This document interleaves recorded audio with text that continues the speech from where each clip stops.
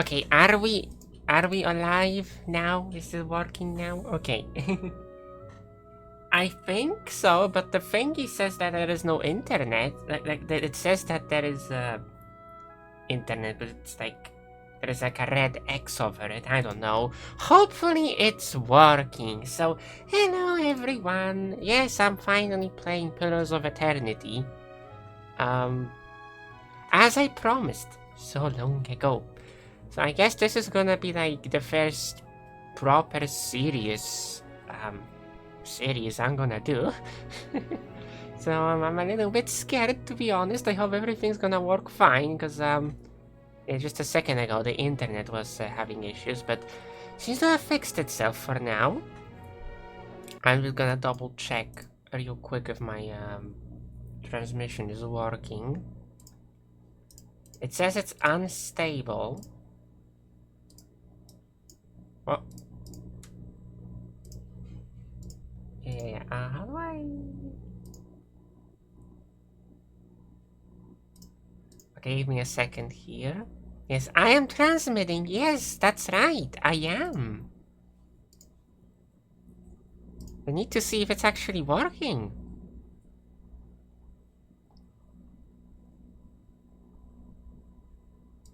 Yeah. Yes, it's working. I can hear myself, and you probably can hear me doubling myself. I can hear myself, and you... There we go. Okay. I guess if there's any point at which we should have like difficulties, it's like at the beginning, right?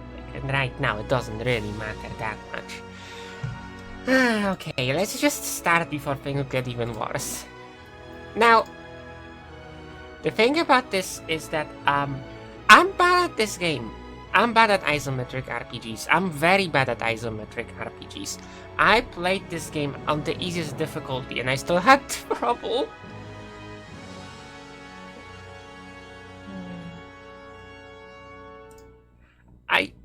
I guess I'll play it on easy. Because yeah, I'm bad and I'm gonna die a lot. As you'll see, hopefully I'll learn a bit more about it. So, yeah.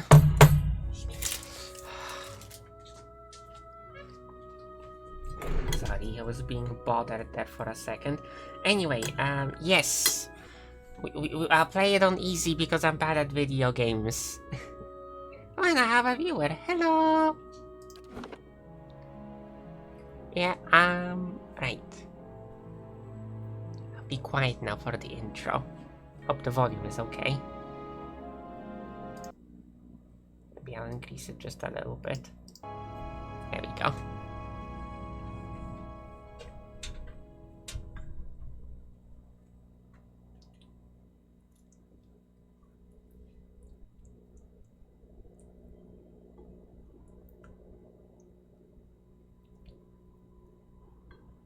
Okay, it's loading.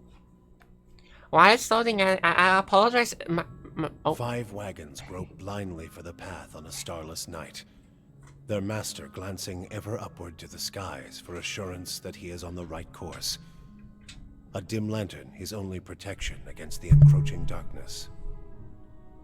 But the skies bring no comfort, shining no light, betraying no hint of what they know.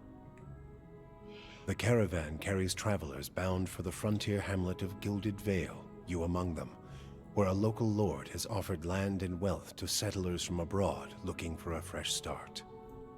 You have taken suddenly ill, sweating and shivering, and one of the other travelers signals for the caravan master to stop on your behalf. He pulls up just in time to avoid plowing into the trunk of a fallen tree that bars the way ahead. You will go no further tonight. Oh boy. Give me a second here.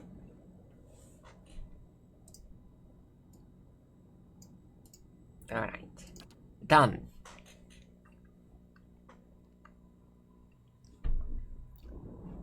Alright, time to create our character. So, girl or boy? Okay, I guess I'll play as female, as you usually do. A woman's role in the aura is largely dependent on where she's from. In the Eder Empire, Valian Republics, and the Dirwood, women occupy many domestic, educational, and organizational roles.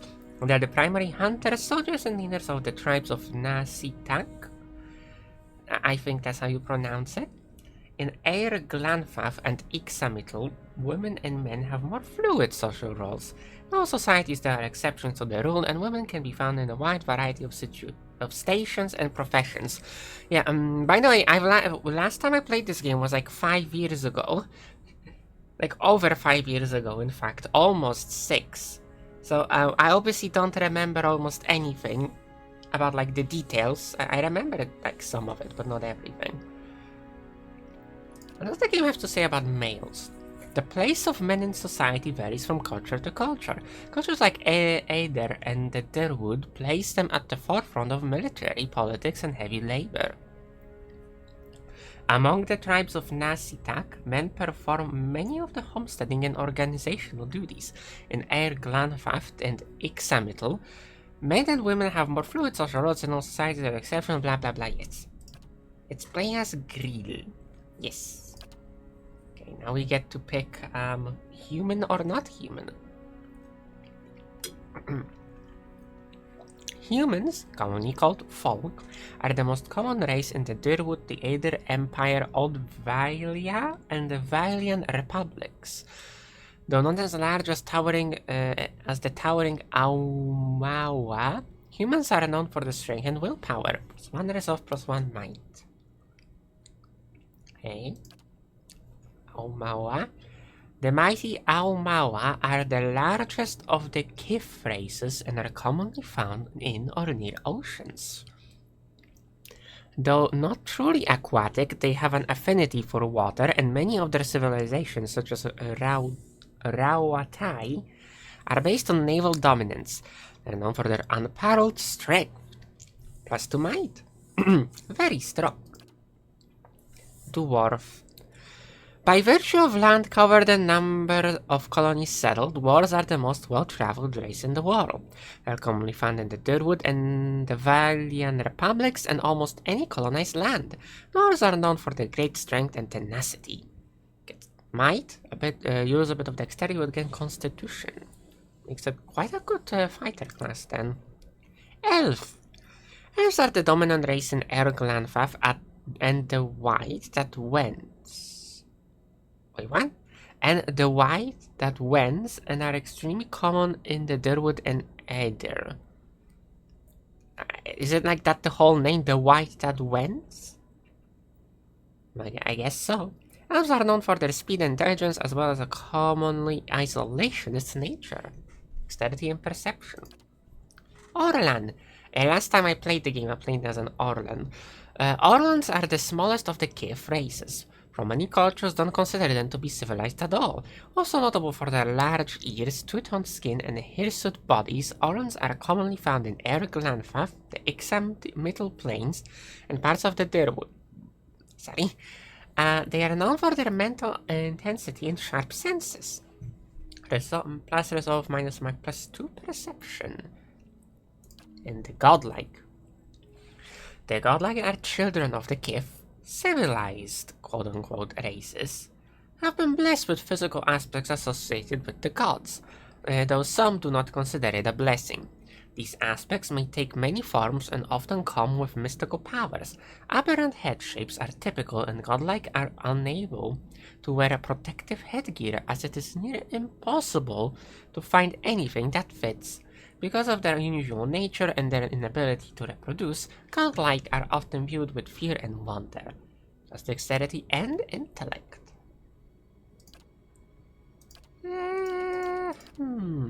I guess I'll be boring and just pick an elf.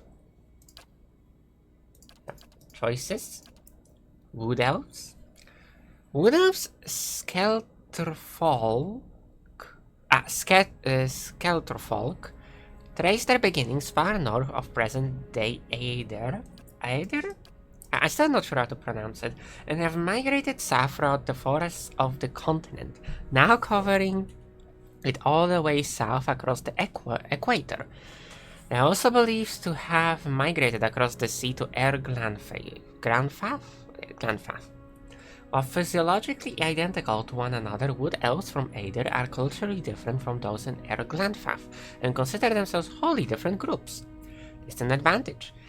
Against any enemy that is more than 4 meters away, wood elves gain bonus to accuracy, deflection, and reflex. So, like, if you're an archer. Pale elf. I feel like the game is very quiet. I'm just gonna do it like this. Up my own volume a little bit. I'll increase the overall volume once we're in the game. Okay. Right now I'm just reading anyway.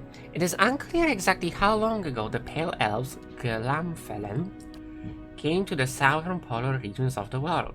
They have lived there for at least 12,000 years based on their continuous contact with Aumaua traders.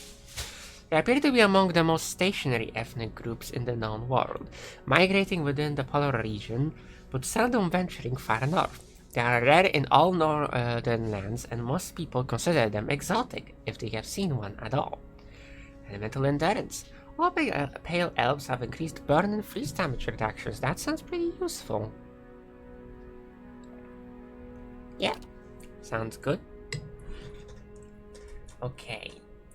Sorry, I got some food. I didn't want food right now, but I don't want it to go cold. So now we pick a class.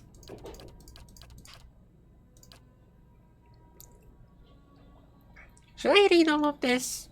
I guess I may as well. Brutes, madmen, berserkers. Though city-dwelling people often use the term barbarian, with a dose of disrespect, these raw warriors are respected by their communities for their ferocity and fearsome presence on the battlefield. Barbarians have a special, almost religious role in some cultures, but in many places the undisciplined, fearless style of the barbarian is simply how warriors conduct themselves. Starting ability. Carnage. Oh, give me a second. No, I will fine. Okay. Just smelled something, but it's fine. Carnage. When the barbarians hit with melee attacks, they automatically make reduced damage attacks at all other enemies within a short distance of the target. So good for crowd control. Get bonus athletics and survival. We get good endurance, good health, medium accuracy, low deflection. So it's like defense. Okay, next we have a paladin. Paladins are martial zealots devoted to a god, a ruler, or even a way of life. They can be found in any culture where a fanatical group of like-minded individuals have formed a warrior society dedicated to advancing their cause. Among those aligned to their worldview, paladins are viewed with respect and admiration, if a bit of fear.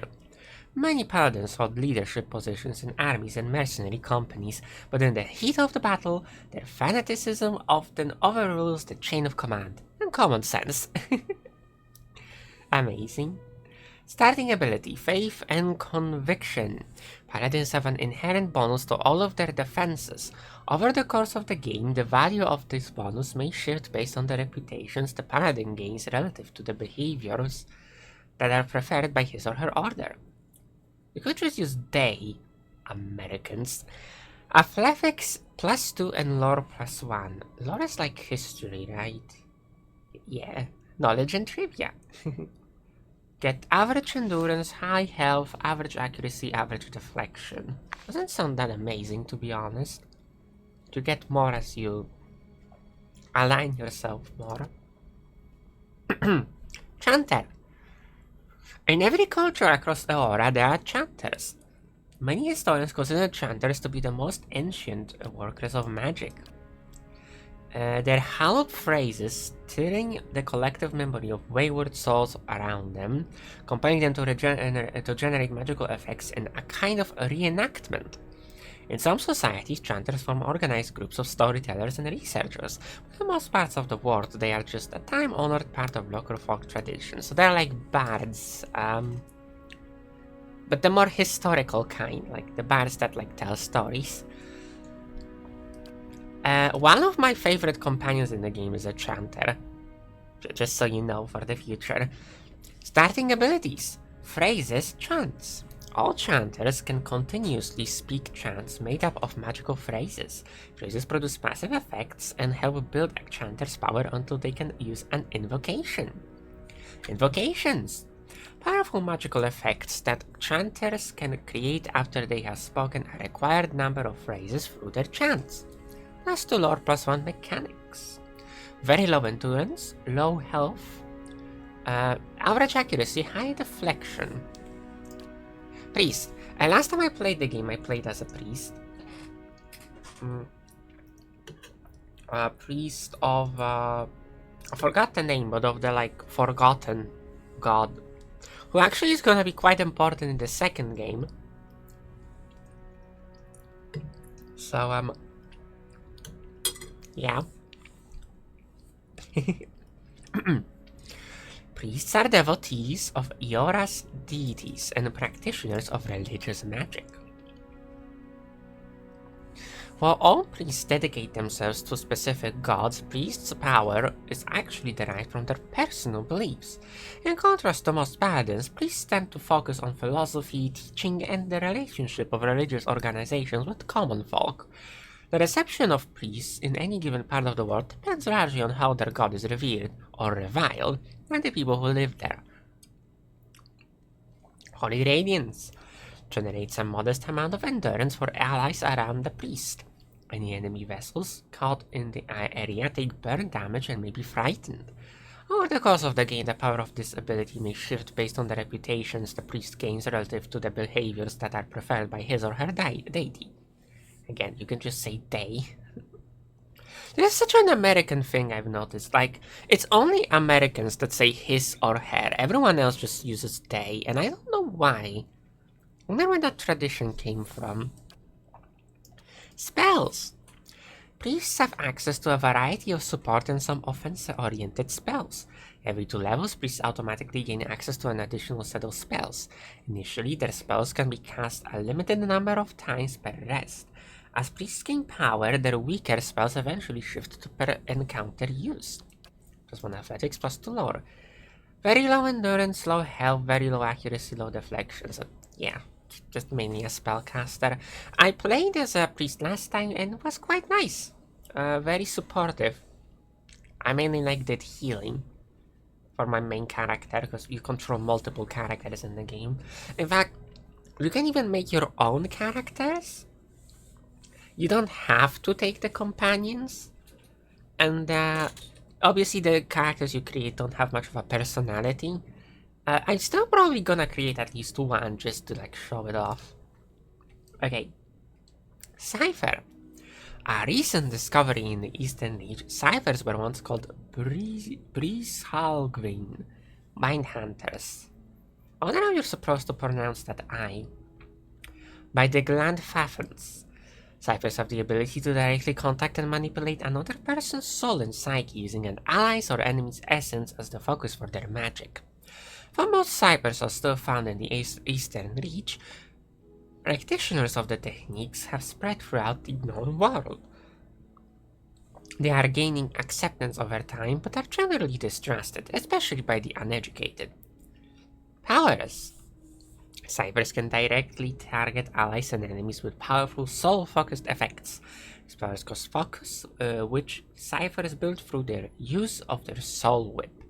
+1 self, +1 lore, +1 mechanics, very low endurance of health, average accuracy and average deflection. Yeah, ciphers look fun. I tried playing as a cipher after I was done with my original playthrough, but I haven't really gotten far. Kind of just stopped playing. Right now I'm thinking Chanter or Cipher, but let's see the others. Rangers are warriors of the woodlands and masters of the hunt. Always partnered with soul-bound animal companions, they can be found in wild spaces all over the world. As their lifestyles often tend toward independence and isolation, it is rare for rangers to become an integral part of a large fighting force, though they are often employed as scouts and guides. Starting ability, Animal Companion. All rangers share a strong bond with an animal companion. The companion fights under the ranger's command and is extremely valuable for its ability to run interference. Animal companions don't do much damage, but they have high damage reduction.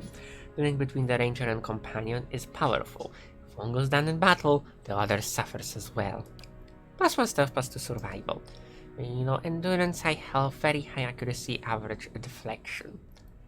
Yeah, like an archer, basically. The companion is fun. We get to choose what animal we want. Druids. Animists at heart, druids tap into the spiritual power that flows through the simple living things of Eora, plants, animals, and sometimes even living stone. While not necessarily religious, druids do have a reverence for the natural world and a keen interest in understanding its mysteries. In most cultures, druids are understood as a sort of primal magician. Among the Glanfafans, Nasitaki, and many rural cultures, they may have high positions of influence and authority. Spirit Shift. All druids have mastered one animalistic form. These forms give the druid strong melee abilities and grant an additional power while the druid is shifted. Spells. Druids have access to a variety of offensive and some support-oriented spells. Every 2 levels, druids automatically gain access to an additional set of spells. Initially, their spells can be cast a limited number of times per rest. As druids gain power, their weaker spells eventually shift to per encounter use. Pretty cool. +1 lore, +2 survival, very low endurance, low health, very low accuracy, average deflection. Rogue. Rogues are vicious killers, feared for the brutality of their attacks.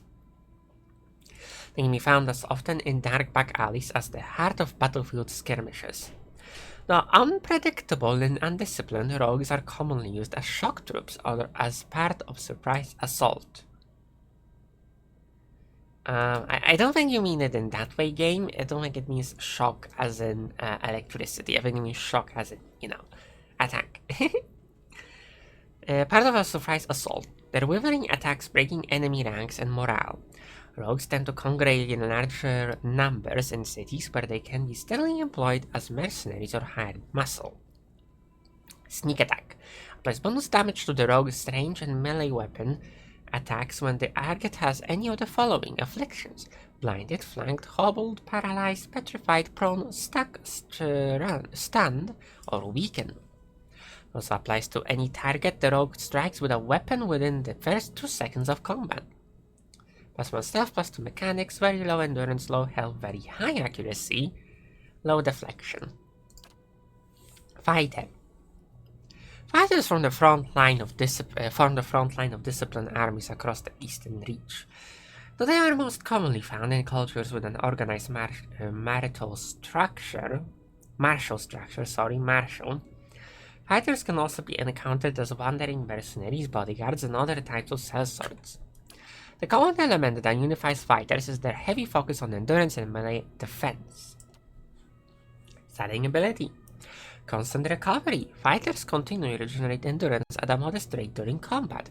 +1 athletics, +1 roll, +1 survival. Average endurance, high health, very high accuracy, and very high deflection. We definitely want at least one fighter in our party. Wizard. The funky spellcasters. The masters of academic magic, wizards are students of arcane traditions that stretch back beyond the boundaries of recorded history. Wizards are a highly organized group, often forming academies or guilds devoted to research and development in magical studies, and tend to favor environments where inquiry, experimentation, debate, and the dissemination of knowledge are encouraged. Many accomplished wizards eventually become known for their eccentricity, their egos, and their unquenchable interest in all things arcane and occult. Arcane Assault. Mid-range attack that hits a small area for raw damage and can leave targets dazed. Spells. Wizards have access to a variety of offensive and personal defense spells.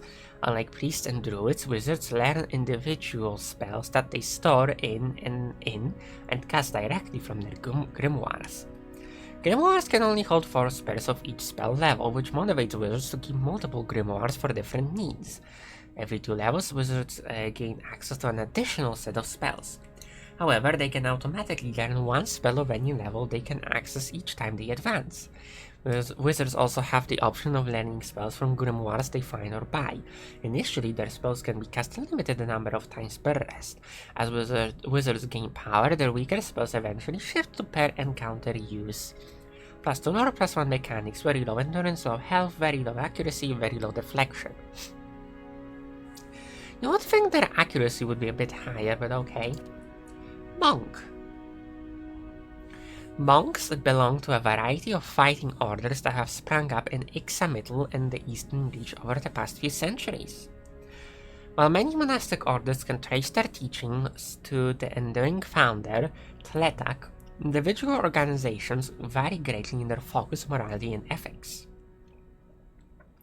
Common folk respect the incredible discipline of monks, but see them as an odd, unpredictable bunch who may not be entirely sane. Even mercenaries and other adventurers aren't sure what to make of them. Transcendent suffering. When monks have no weapons equipped, their unarmed attacks are exceptionally powerful and continue to increase in damage as they gain levels. Wounds. As monks are damaged, their pain generates wounds. Wounds can be used to power many of the monk's special abilities. +1 stealth, +1 athletics, +1 survival, average endurance, very high health, very high accuracy, and high deflection. Okay, so which one should I be?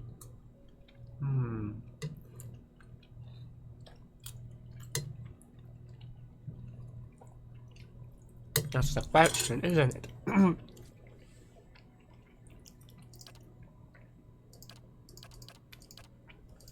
You know what, let's go with a chanter.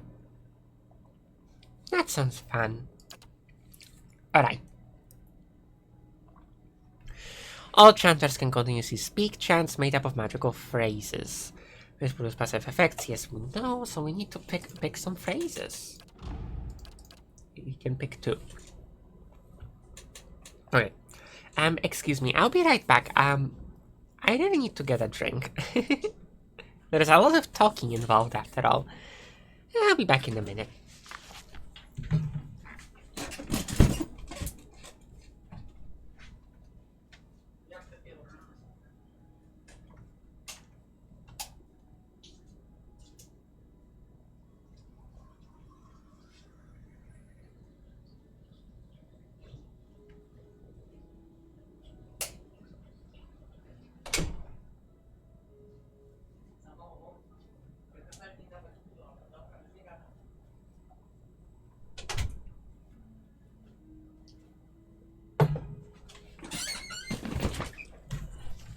Sorry, I kind of slammed that cup.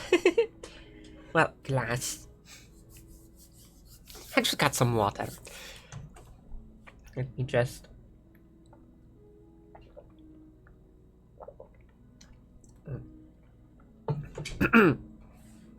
Yeah. I was sick, so, you know, my throat still haven't fully recovered, which... Maybe I shouldn't be playing a game that's so intensive on me reading stuff so early, but I wanted to play it. Okay. Blessed was Wengrid, quickest of his tribe. Used the movement rate and the reflex of all allies in the area of effect.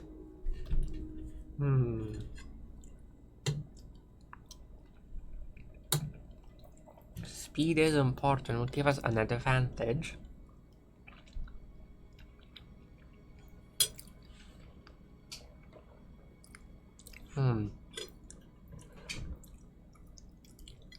Yeah, dodging is good.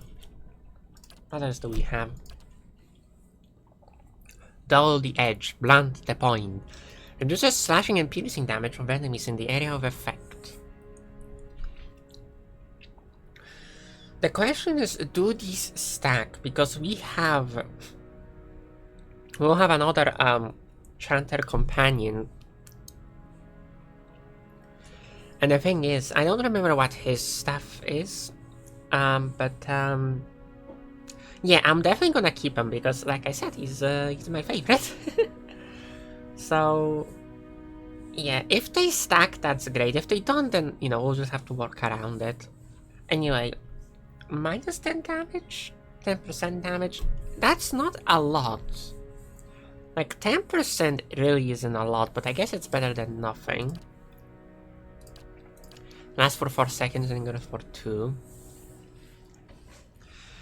Thick grew their tongues, stumbling over words. Reduces concentration of enemies in the area of effect. That's for like spells, right?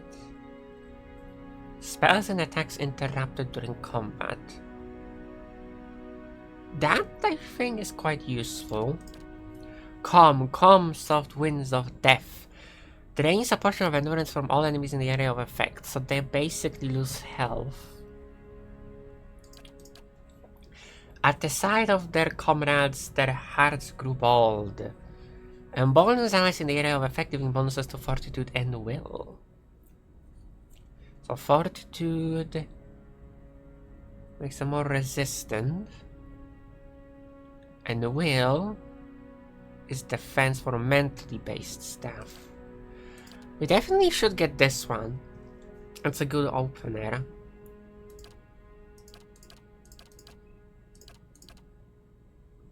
I guess I'll go with reduce of concentration for foes.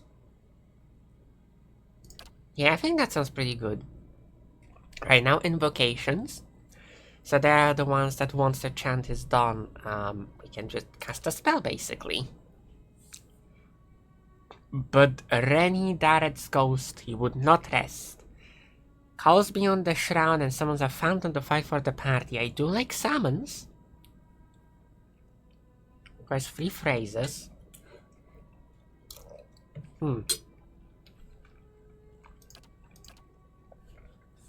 And hell wrath crashed upon the shield. Which is damage reduction of enemies in the area of effect. That would be quite useful. It's 5 damage reduction. Okay, I need to think about this because, again, I'm bad at these games. So, I need to plan and prepare as much as possible. Take every advantage I can get.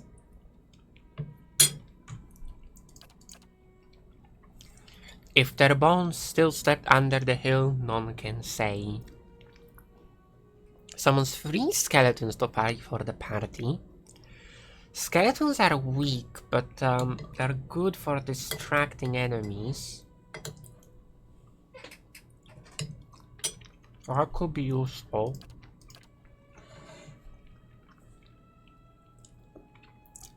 Not felled by the axe, nor broken by the storm. It is the slash and shock damage reduction for all allies in the area of effect.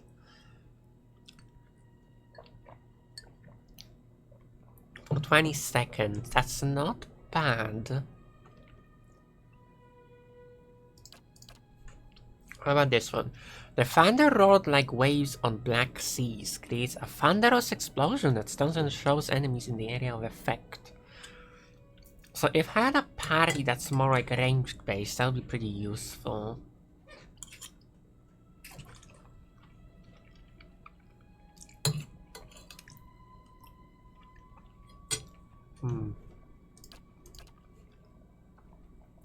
Thrice was she wronged and thrice justly avenged. Drains electrostatic energy from the environment to create 3 bolts of lightning, causing shock damage to any in their path. And white worms writhed in the bellies of the dead, causes a nearby downed enemy to explode, expelling 3 white grabs and crushing nearby enemies. Interesting.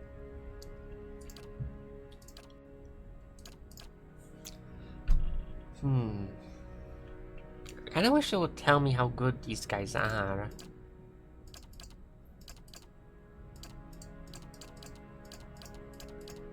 I guess I'll start with the skeletons. I like summons. And early on we won't have as many people around, so having some extra distractions would be useful. Okay. So, might represents a character's physical and spiritual strength, brute force, as well as their ability to channel powerful magic. During interactions, it can be useful for intimidating displays and acts of brute force. In combat, it contributes to both damage and healing as well as fortitude defense. If we're gonna get a healer, then might isn't gonna be super necessary. Our constitution. Highly recommended, but what does it do? Constitution is a combination of the character's overall health and stamina. Although it is not used much in interactions, it is sometimes checked to withstand pain or endure a physically taxing ordeal. In the combat, it affects maximum health and endurance and contributes to the fortitude defense.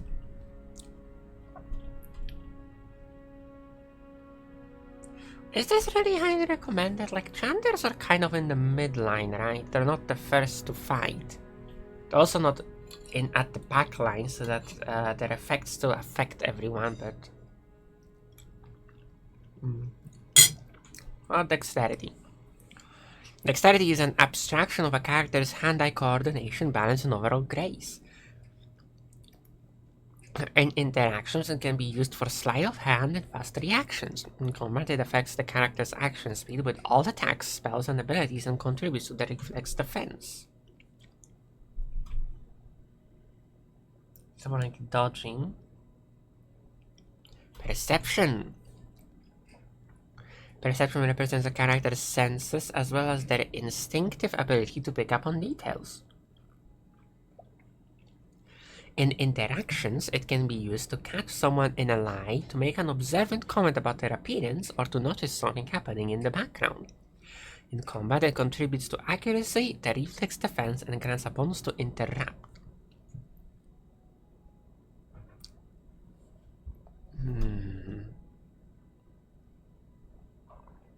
Intellect. Excuse me. Intellect represents a character's logic and reasoning capabilities. In interaction, can be useful for deductions and realizations and problem solving. In combat, it contributes to the will defense. Okay. And influences duration and areas of effect for all abilities and talents. Oh, that's quite useful. I mean, for Chanter. Yeah, we want high area of effect, so we don't have to be as close to the enemies. Resolve. Resolve reflects a character's internal drive, determination, fearlessness, and the emotional intensity they can project to others. It can be useful for mental intimidation, leadership, and convincing performances.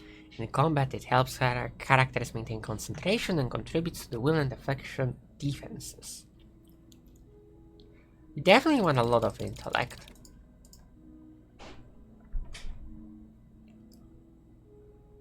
Does action speed affect spell casting?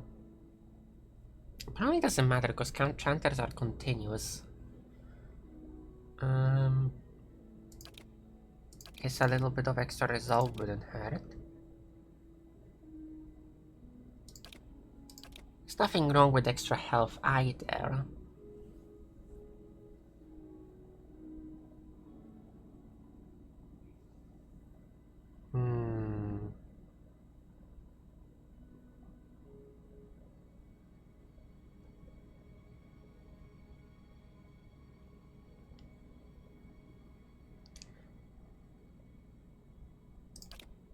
I think this is good.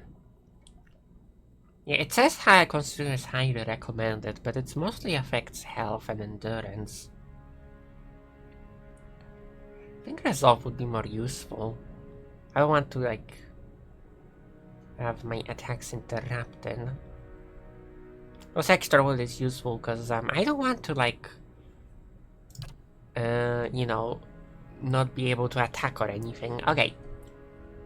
Now we need to pick culture. We can take a sip.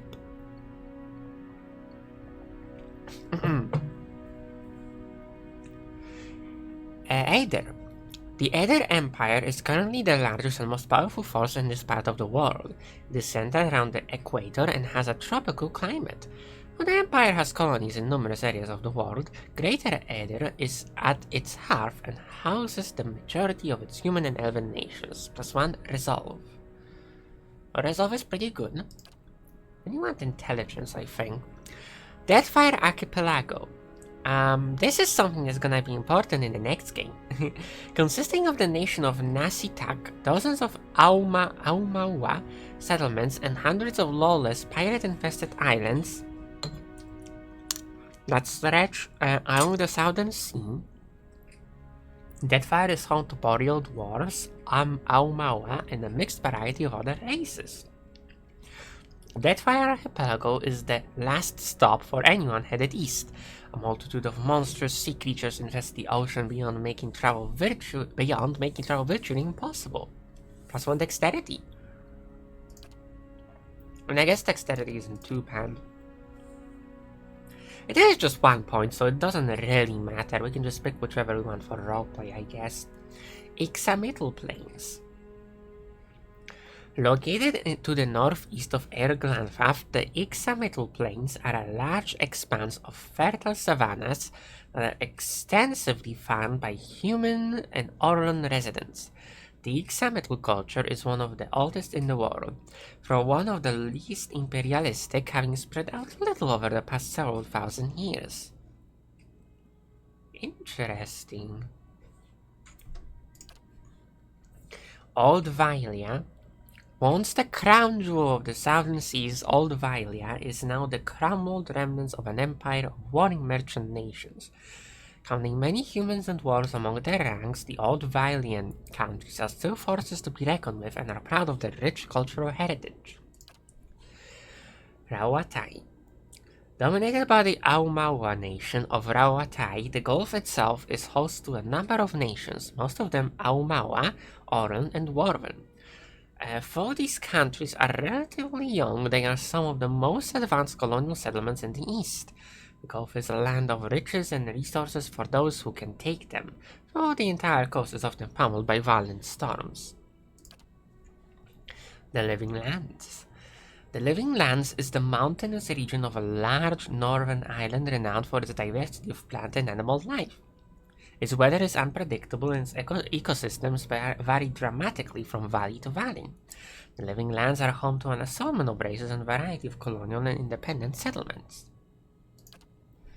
The White That Wends. A large, cracked southern expanse of polar ice, the White That Wends is home to pale elves and small colonies of daring explorers, outcasts, and adventurers. While virtually no plant life grows in the White, it is home to many hardy species of dangerous animals that forage from the sea or prey upon each other to survive. So that changes us a little bit.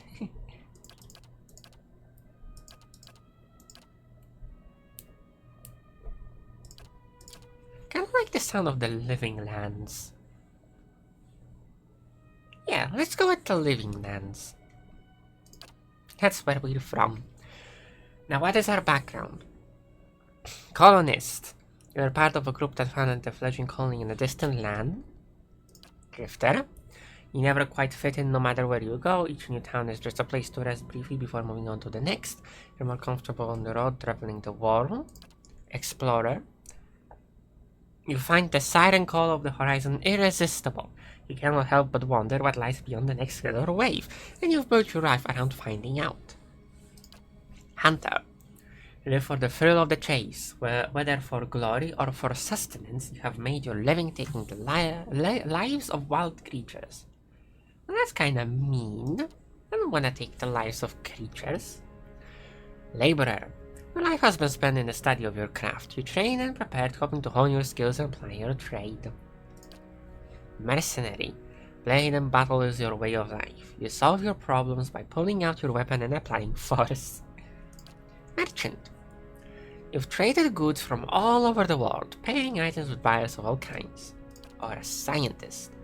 The rules that govern the world are a set of alchemical formulae to you, waiting to be discovered and manipulated. I'm feeling either explorer or a scientist.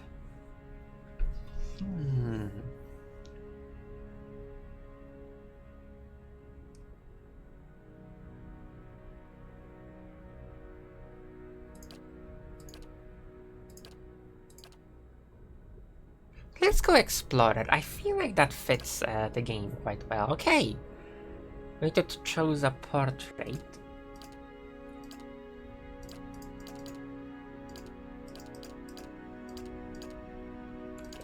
So these are the elven ones. And you can start with that one. Can't really zoom in. Now we need to choose colors.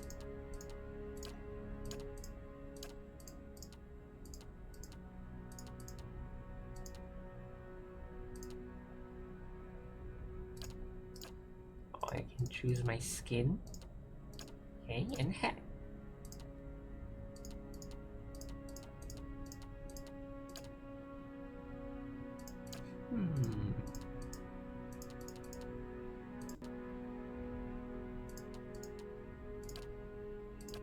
What colors would work?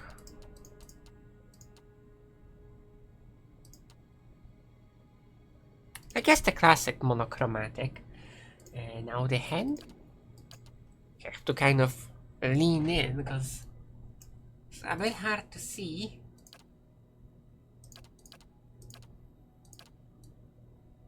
This one works, I think. And now the hair. Oh wow, that's very fancy. Could be bald.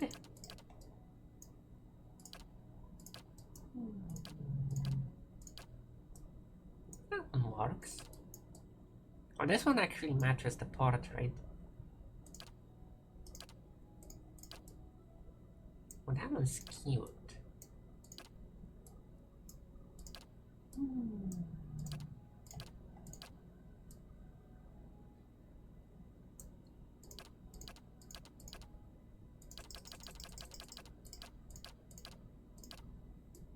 I like this one.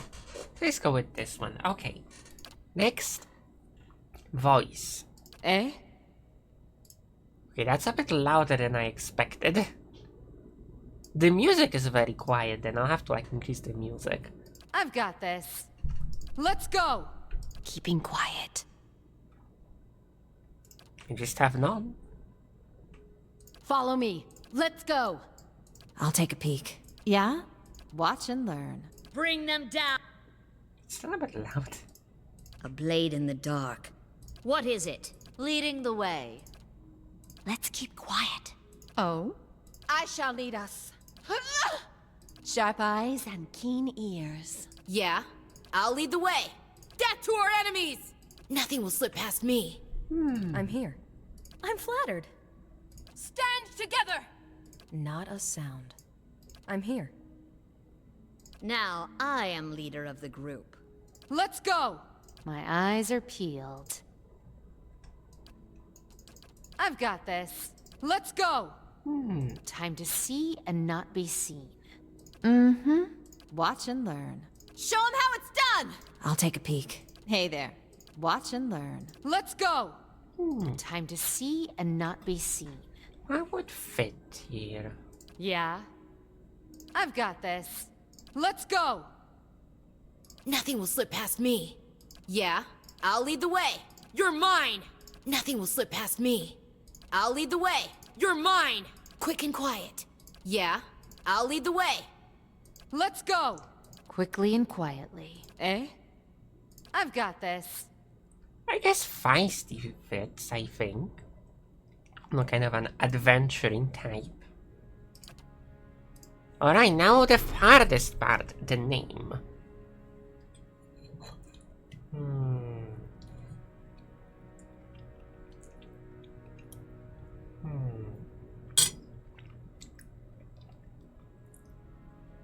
What would be a good name? Let's just go with a flower name because I am boring. Talia. #1 chanter. I can change it. Alright, it only took us 50 minutes, but we finally have a character.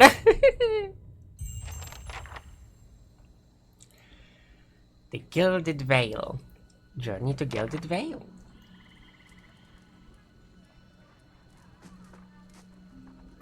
Caravan Master Odema. The Caravan Master finishes addressing the group, his bushy red mustache and sagging jowls quivering as if for emphasis. Everybody stays close to the wagons, got it? Stay out of the woods, and beasts take you if you were planning a stroll through those ruins up there. He nods towards a looming black mess on the hillside. Whole area's crawling with hut-dwelling types who'd be happy to stick an axe in you for trespassing. So mind that you don't track mud on their sacred blazing rocks. Tonight, everybody stays put, and in the morning we'll get the path cleared. Gilded Vale's less than a day out. Understood?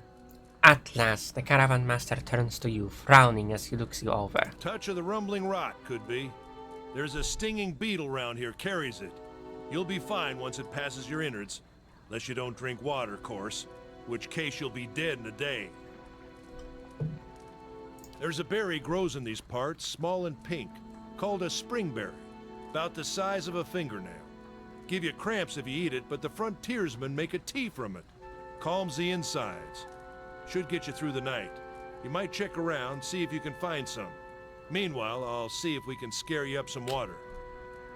I know you want to hunt before it gets much darker, but see about refilling our water first. Got a sick one here. Nods in your direction. Odema looks over his shoulder at his assistant, a lanky, intense man named Sparfo, carries an old sun-bleached bow. Okay, Sparfo nods and slides the worn bow over his shoulder. Well, thank you. Where would I find these They berries? grow on a bush that's common round here, kind of funny looking. You'll know it when you see it. Doubt you'd have to go far off the road to find one. What are those ruins? Nothing you won't see on half the hills of Air Glonfoth. Money to be made selling their knickknacks in Defiance Bay if you don't mind getting stuck with Glonfoth and arrows now and again. They didn't build them, but I'll be the effigy if they don't watch them like a mother bear. Of course, all the ones around here have been ransacked 10 times over. Got nothing left worth half a pond, so I hear. With a wink.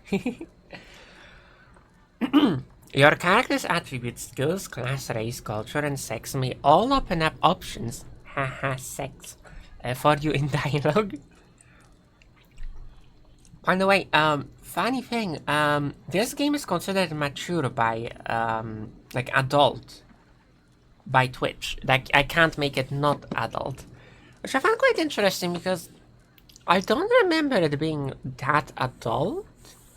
It certainly isn't like a children's game, but, you know, when I was playing Red Dead Redemption 2, that was fine. You know, that wasn't, like, adult. But, I mean, that's fine still, because like I said, the game is intended for more mature audiences, so it's fine. Do you think I'll have to mark this as adult? I don't think so, but we'll see. Like when I upload the VOD to YouTube. Anyway, I'm getting distracted. These options are not necessarily superior to the other responses, but give you a wider variety of choices to select from. The manner in which someone responds to your choice depends on their individual personality and attitude. Who did build these ruins? Got different names for them. Settlers called them Ingwithans. Nobody that liked them enough to stop them becoming ruins, tell you that much.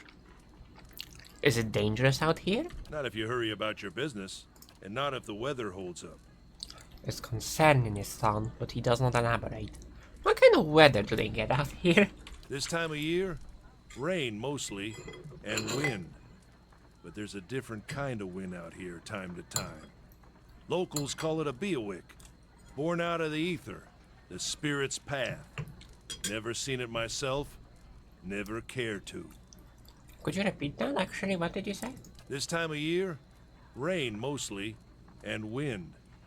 But there's a different kind of wind out here time to time. Locals call it a beowick, born out of the ether, the spirit's path. Never seen it myself, never care to. Beowick. Okay, I'll try to remember the pronunciation. What are these huge rocks going up out of the ground? They don't got Audra where you come from? Well, it just grows up out of the ground like this. Goes deep like tree roots. Some of it all the way to the heart of the world, you believe the stories. It's more like a shell than a proper rock. Easier to work if you're a mason. Got all kinds of strange properties. Seems to have some kind of life of its own. Dies if it gets dug up. Loses its luster. Folks think it probably grew at one point or another, but not these days. The soul butchers in Defiance Bay use it for different things. I've heard tell it can hold a man's soul, but I don't care to see it. Got enough to worry about without seeing something like that. I will see about those berries. Hold then. on. Take someone with you. I know you're not some helpless tenderfoot, not like most of this lot. But you drop dead, I don't want to be looking for the body. Got a schedule to keep. He scans over the travelers, resting his eyes at length on a sturdy, armor-clad woman who has spent the journey's night sleeping on an uneven ground without blanket or pillow. Kalisha. Kalisha! The woman looks up on her own time. She needs to find some springberries. Watch that she doesn't drop dead. No promises. What kind of guide says something like that? Kind you can afford. Don't listen to her, you're in good hands. And I pay too well, if anything. Off with you. Hayden should have supplies. See that you're equipped before you head out. We're in harsh country. Get your berries and hurry back. And if you get so much as a tickle of wind, you drop everything and you run. Something in the air tonight. If it's a Beawick, we'll shelter in the ruins. Hut dwellers be damned. You heard the man. Let's get going before you keel over. Welcome to Pillars of Eternity. This is your first visit to the world of Eora. You may want to watch these windows to become familiar with the tools and interfaces available to you. It's not my first time, but I'd rather, get a refresher. Your party always consists of your character and up to 5 additional companions or adventurers. While the caravan is camped outside the Glanfafan ruins, Odema has assigned Kaliska to help you. Kaliska is a fighter. No, wait, Kalisha. Yeah, that's how we called her. Kalisha is a fighter, a class that excels at close quarters defense.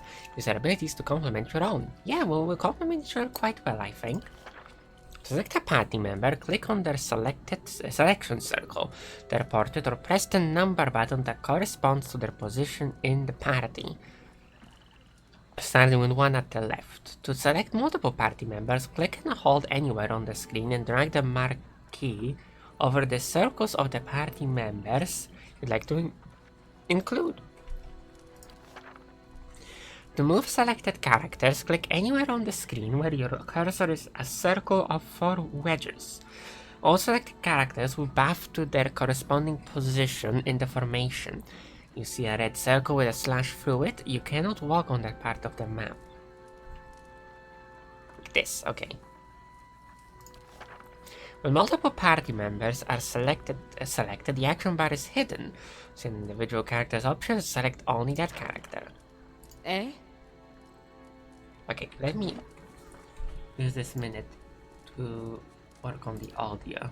Oh, yes, and I didn't do anything with gamma because I wasn't sure. Okay, so this is how it gets darker. Let me up this a little bit because I know that on the video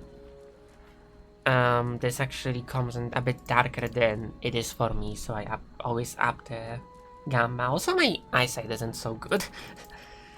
So, it helps. Anyway, sounds.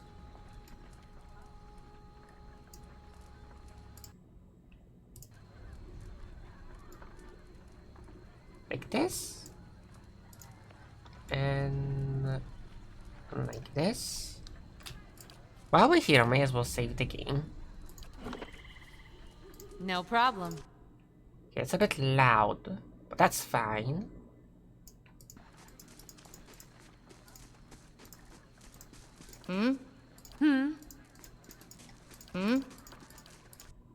Still a bit loud. How about this? Got it. I think this is gonna be okay. Alright, so, berries. Go on then, before it gets too dark. Most people you encounter in the world are neutral, friendly. You can interact with them by clicking on the selection circle. Many characters will simply greet you and go on their way, but others will have larger conversations to explore. The merchant, Hildan, has a conversation that opens a store with equipment for sale. Well, it's probably wise to talk to them, right? Caravan life doesn't agree with you, does it? You look as raw as that merchant, Hildan. Quickly and quietly. Oh yeah, okay. Scouting mode is... I clicked Alt. Scouting mode is used both for stealth and for finding hidden objects, like traps and secret containers.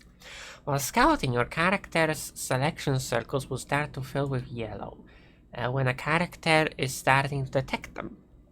Once the circle fills yellow, the character is suspicious and will move to investigate while the circle fills red. When the circle becomes fully red, your character will be discovered. A character's ability to find hidden objects is based on this or a higher mechanic skill. A higher mechanic skill allows them to find objects at a greater distance. Oh, and didn't you mean a higher mechanic skill allows his or her to find objects at a greater distance? Sorry, I just find that very funny. Moving towards a character accelerates how quickly they will detect you.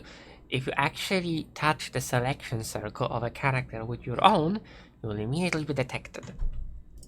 Okay, good to know. Got it. All kinds of beasts in these woods. And you have the tribes. If you hold Alt, you can see what you can click on. Okay, Caravaneer. Don't mind Odema, this is a good place to camp as any. Staffs! Probably pick up the stuff. Anyone need supplies? I've got sundries for sale. It's best not to wander alone, especially so near the ruins. As I was Odema before, he's never led us astray. I see more and more people on the roads these days, looking for safety in towns and cities, it seems. I suppose you wouldn't know much about Glenfathans. Whatever. Wait, I can just go back here. They're mighty protective of places like this. You really don't look so good. I don't know what's right to stop. Caravan life doesn't agree with you, does it? Yeah, whatever. Shh.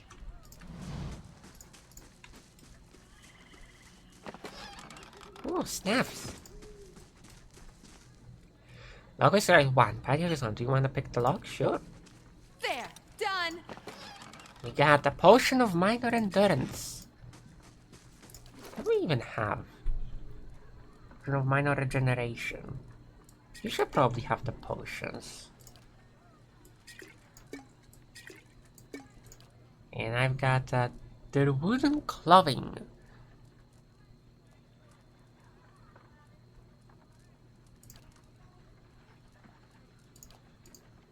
I can change it? Nice. Okay, I can change it if I want. That's cool.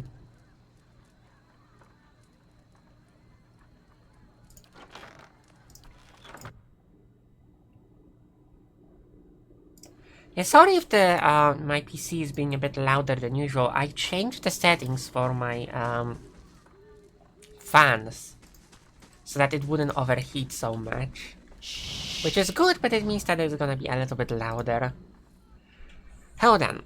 You see a man wearing simple but mostly neat clothes. He's transfixed, however, by a ragged tear in the seam of his tunic. Brought a whole wagon full of goods to sell, but not enough shirts for the road. He scratches one cheek with his knuckles. He's covered with uneven stubble, as if he hadn't quite gotten used to shaving on the road. Say, is there anything you need? I've got some basic traveling supplies for sale if you'd like to take a look. Okay, the music is a little bit loud.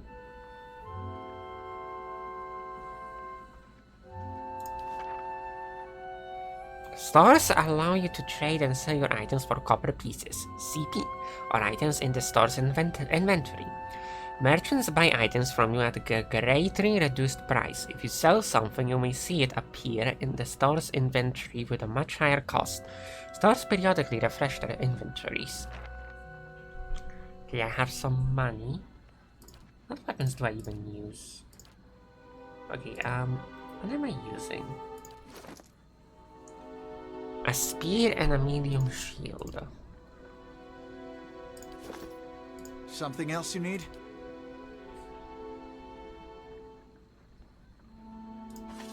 No, I wanna see what this is.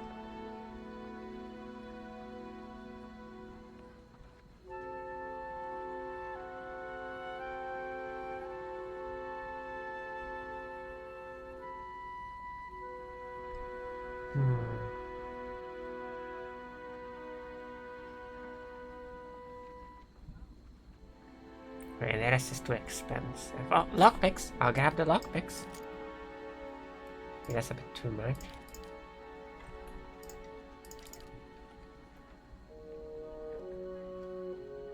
Alright.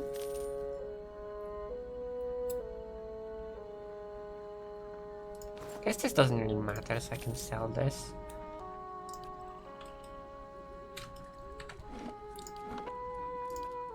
Is it F5?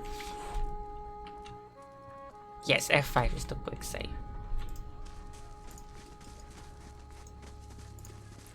Alright, let's go find those berries.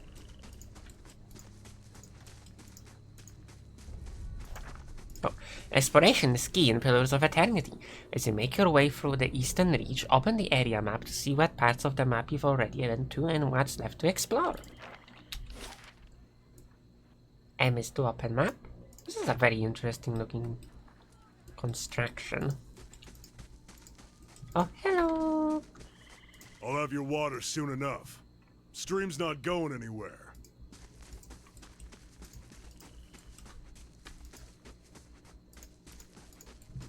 Let's check by those outcroppings. Were they built on soul? Pillars of Eternity combat uses a pausable real-time system. Because you often manage more than one character at a time, it's a good idea to pause the game, issue orders, and resume real-time to see the orders play out. The options menu also contains many choices for automatic pausing when certain conditions are met. Example, the start of combat. Okay. You go here. Yeah. You go. You go here. Eh? I'll go to the left and I'll try to flank. What am I doing? Okay, my chance...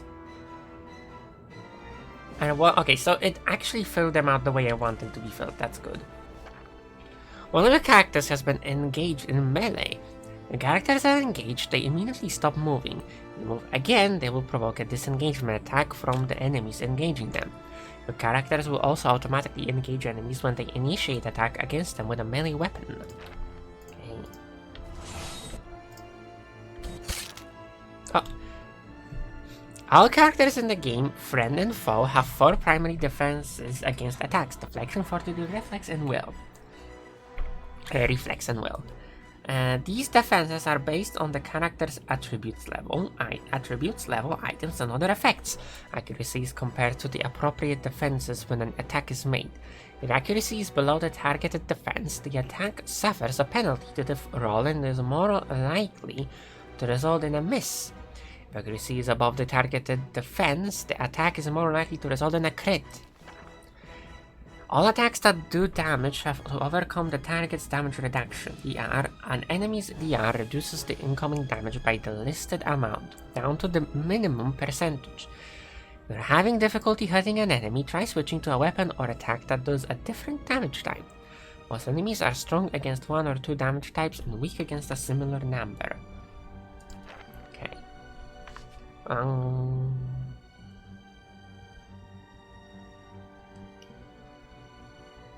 And edit them. What you need? What can you do actually? You can second wind. Yeah. And also knock down. 2 per encounter. Sure, try knocking down the wall. Eh? Oh. Sometimes a weapon or spell simply isn't well suited to penetrating an enemy's damage reduction. When the attack hits, the DR will wipe out all but a small percentage of incoming damage. You hear your characters complain about it when it happens. Take heed, note the damage type that's being blocked and switch to a weapon or spell that does different damage type. Okay.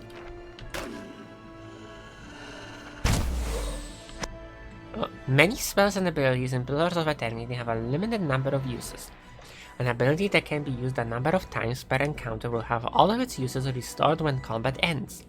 Abilities that can be used a number of times per rest will only be restored when you rest at an inn or use camping supplies.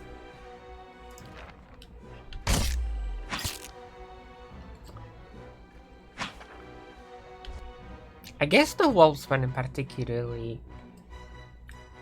I guess they had like pierce resistance because I wasn't doing much damage. Then again, I'm not really a melee character.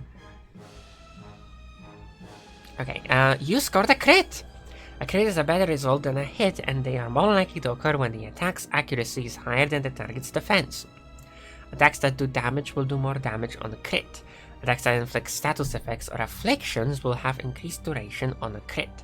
Grazes are worse than hits and suffer decreased damage and effect durations. Okay. No problem. Yeah? And wolf hide. Oh, there is a lore. Wolf hide, value 5 copper point. Copper, just 5 copper, right. The walls of the Deadwood are a large and crafty breed, bereft of the species' usual shyness, and they present a serious hazard to travelers who venture off the beaten path. Hunters who seek them out will not usually contend with a single wolf, for they travel in packs of varying size, but this one was only one, presenting a challenge to any lone hunter. Their furry hides are valued for the warmth they can provide, and the teeth of the strongest wolves make for impressive trophies.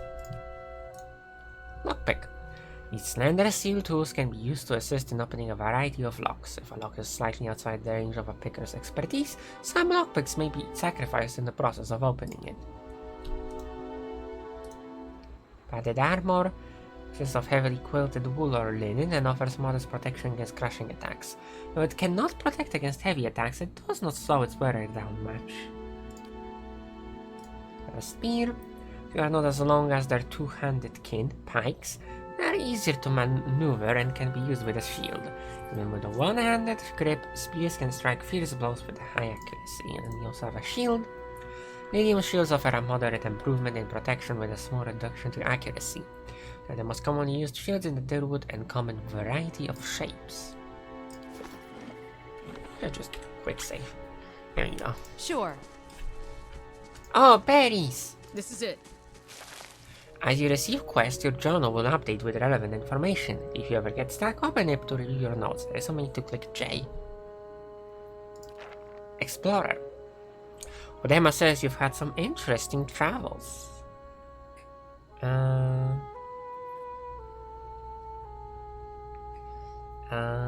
I lived out on the frontier for a time.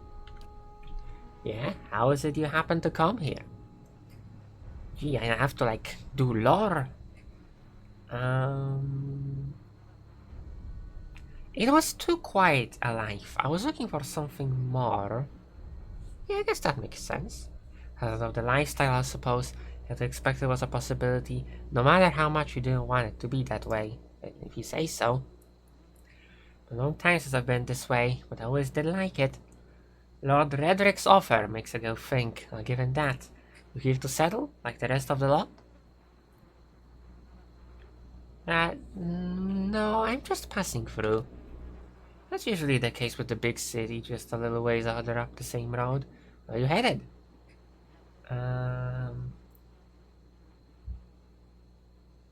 I'll probably wander for a while. I am an explorer.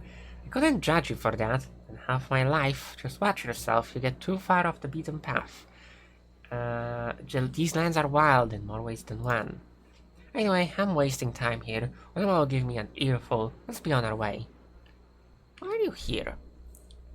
Kalisha sighs unevenly, and I stretch the ground at her feet.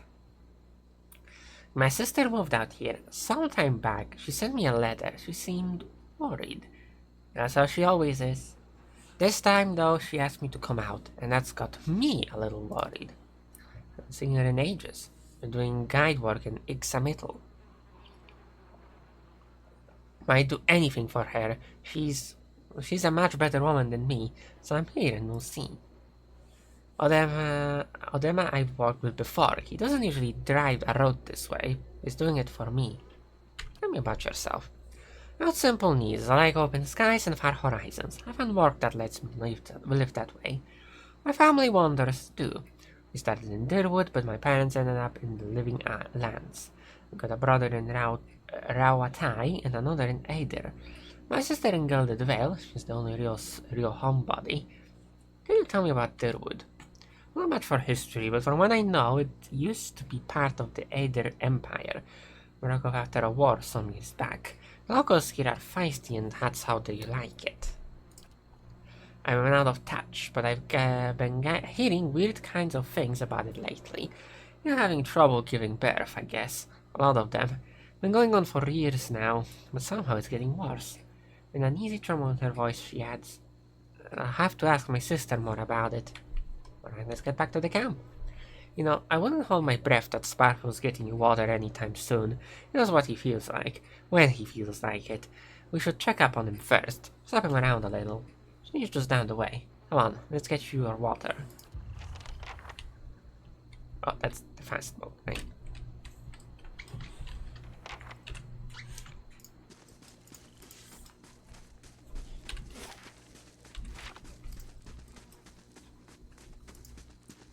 There is something here. Adamef's word. Adamef's word. What is that? Ah, there we go. Adamef's word. This distinctive herb is a common sight in open fields and meadows, bearing small arrow-shaped leaves which encircle red flowers.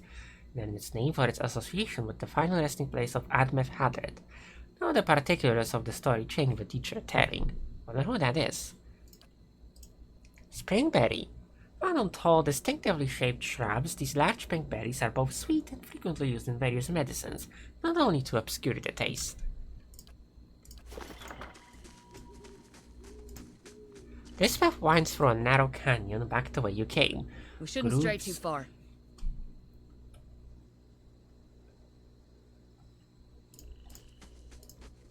Grooves in the road mark the passage of hundreds of caravans.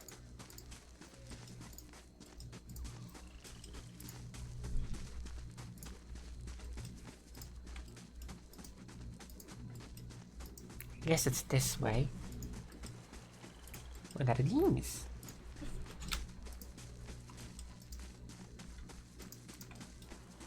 Oh, more staffs. Burned lady. Burned lady. Despite their humble appearance, these small brown mushrooms are prized for their taste. Their caps are round and distinctly shaped with small circular depressions dotting the surface.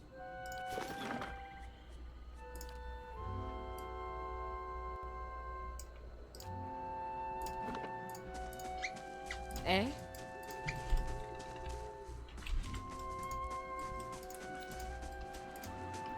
Tasty mushrooms. Okay, this is the stream.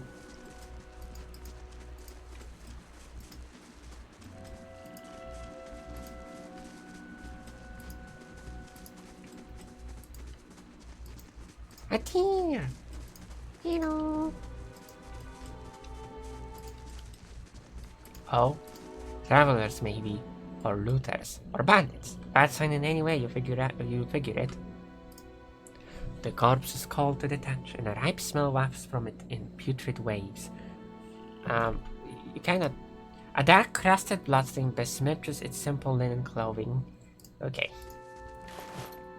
We have leather armor. Stiffer and more durable than ordinary hide armor, leather armor is shaped and boiled in oil to achieve its distinctive finish and toughness. Leather armor is often chosen by adventurers who want a balance of protection and speed. Okay. Well, we sell it. Fine. There we go.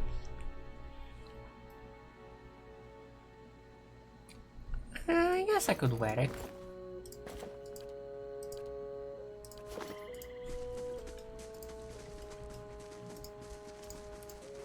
Okay, he's not here, so I assume it's on the other... He's on the other side of the river. Stream. I'm streaming a stream. Amazing. What a surprise. Sparfle went hunting. At least he left the water skins. Come on. Use the tab key to highlight interactive objects in the environment. Yes, I already figured that out. You crouch at the riverbank and dip your water skin into the cool water while Alicia waits nearby, keeping watch. As you rise, you notice her look up sharply towards the tree line. You've gained an item. Quest. Full water skin added to the stash. Nice. Out of the trees emerges Sparfel, one of the guides. Barely discernible in the dim moonlight. No longer carries his bow. There is a strangeness to his gait. Stride wobbly as he moves towards you with labored breath. Sparkle, are you alright? Sparfel's toe catches on a rock, then he collapses forward in a heap. The feathered shaft of an arrow planted between his shoulders like an enemy flag. Well, that's not good.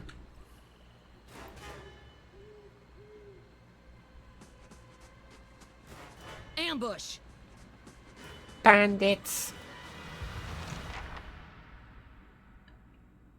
Glanfafan Hunter. Alright, I guess let's go after this guy first. What you need? Oh, what does this do? Current action. Okay, you just go straight for What you need? Eh? I'll try flanking. Sure. Ah, dang it, that didn't work how it was supposed to. Go attack!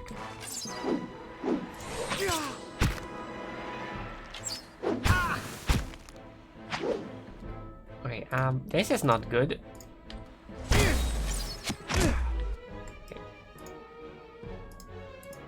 Go. Yeah.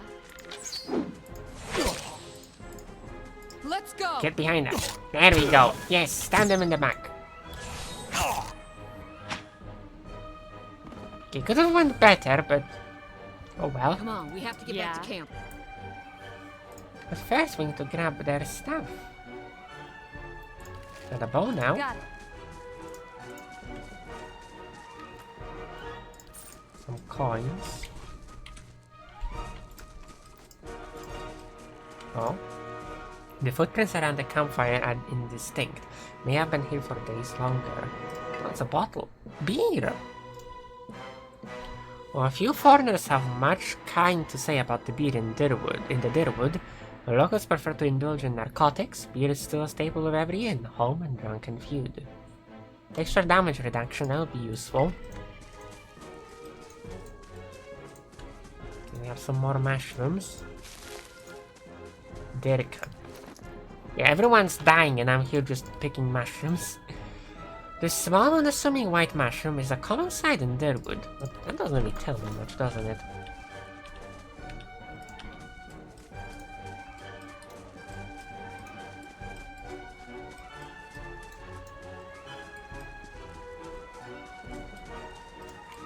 Okay, there's nothing else here, let's just go.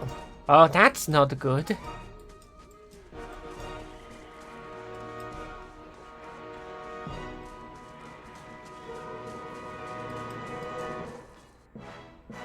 Oh, alright, let's from here. Let's go. Alright, you're going after me, I should. Come on, come on! Get him! Nice!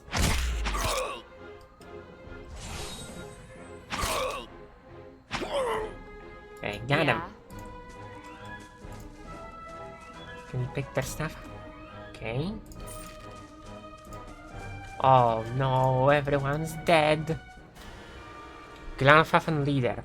All around you lie the massacred remains of the other travelers, peppered with arrows and knife hilts, splayed and bug-eyed and filthy. Kalisha puts the back of her left hand to her mouth as if to ward away some poisonous vapor. A handful of dark figures stand above the fallen, treading on limbs and backs and heads, jerking their axes from bodies as if from half-split logs. One of them, towering and severe with a thick beard tasseled with knots, holds a wet blade at the neck of the man you recognize as Hildan, last of your caravan left standing. Lay down your arms, trespasser. Do not forfeit this man's life for a fight you will lose. Okay, what should I say? Lore, the ruins has not been soiled by our hands, men of Erglanfaf, diplomatic. You now have one rank in the disposition, reputation. These reputations represent how people perceive your personality throughout the world.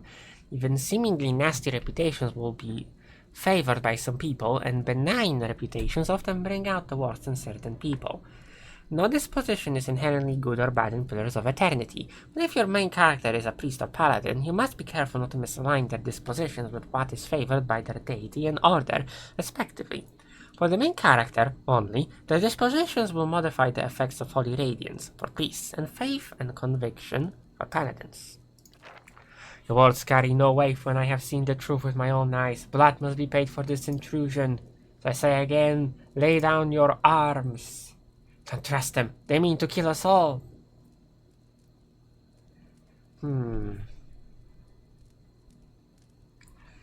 Judging by the string of animal teeth around your neck, I am guessing you are worshippers of Galloway. Galloway told you to stop protecting the ruins, would you?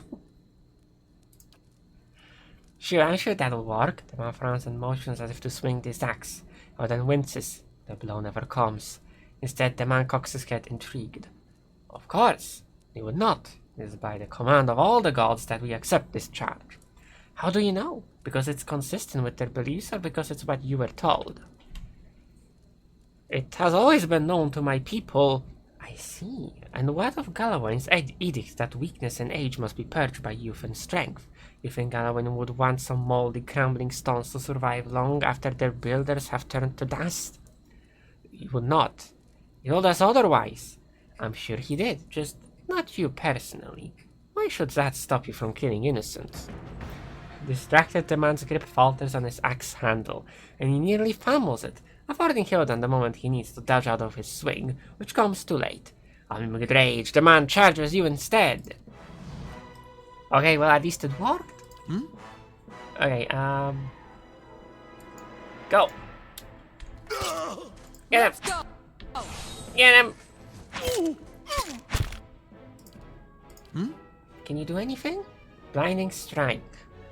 A dirty attack that makes the opponents unable to see. Inflicts extra damage when blinds the attacker. You blind them.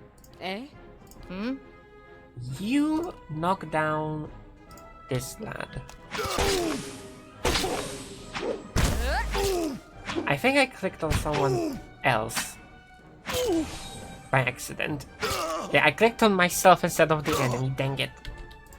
What you need? No, this one. There we go. Yay, we lived. The enemy lies supine on the ground, unable to rise. His companions now silent among the other dead. His breath comes in wheezing, fitful gasps. He looks not at you, but at the sky above you. Forgive us. Barely audible beneath his choked sigh, a whisper of wind stirs the air. At this, the man's eyes roll back as he closes them. Good, good, the gods are just. A queer smile crosses his face. I am ready. The wind begins to swell, whipping around the camp, electric and volatile, appending pots, and rattling tents like an angry spirit. You can feel it begin to seep beneath your skin, and where it pierces you, it feels as though it is rending you apart from within. Caravan Master Odema, seated against a wagon wheel amidst the howling maelstrom, slashed across chest and bowel. Odema's body stirs, and with great effort he raises his sagging head, his eyes barely open. He looks directly at you. Get inside! Run! Well, I guess we're running.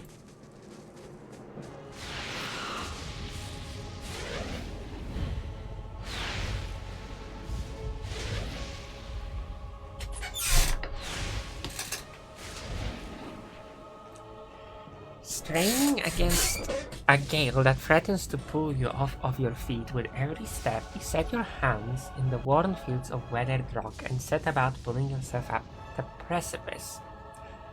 With a last burst of energy before your arms give out, you swing yourself up onto the ledge. Hilden trails behind, slowed by injury and delayed by early hesitation.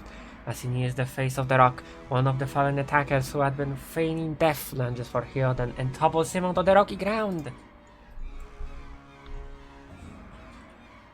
A restrained Hyoden lashes out against his fatigued assailant, but struggles to break his hold. They are close to you. Despite the wind from your position, if you were to throw your weapon at the attacker, you would have a good chance at hitting your mark. Throw it! Throw it! Your aim is true, and the hit jars Hyoden loose. Lurching to his feet, Hyoden clambers up the base of the rocks. As he nears the top, however, the wind flares, pulling him sideways and tearing one of his hands free. But diving out onto the hard rock, you manage to catch hold of it. Securing his other hand, you pull with waning strength, and it feels as though your arms will be jerked from their sockets. You hold just long enough for Hyoden to set his feet and join you on the trembling ledge. There is a deep resonance in the swelling wind now. You feel it in the rocks beneath your feet and inside the cavity of your own chest, as though it would shake the marrow from your bones. Each new gust menaces the old stones before you, loosening connections, unsettling balances. As you dart beneath the old archway, the entire portal begins to fall beneath its own weight. Oh boy.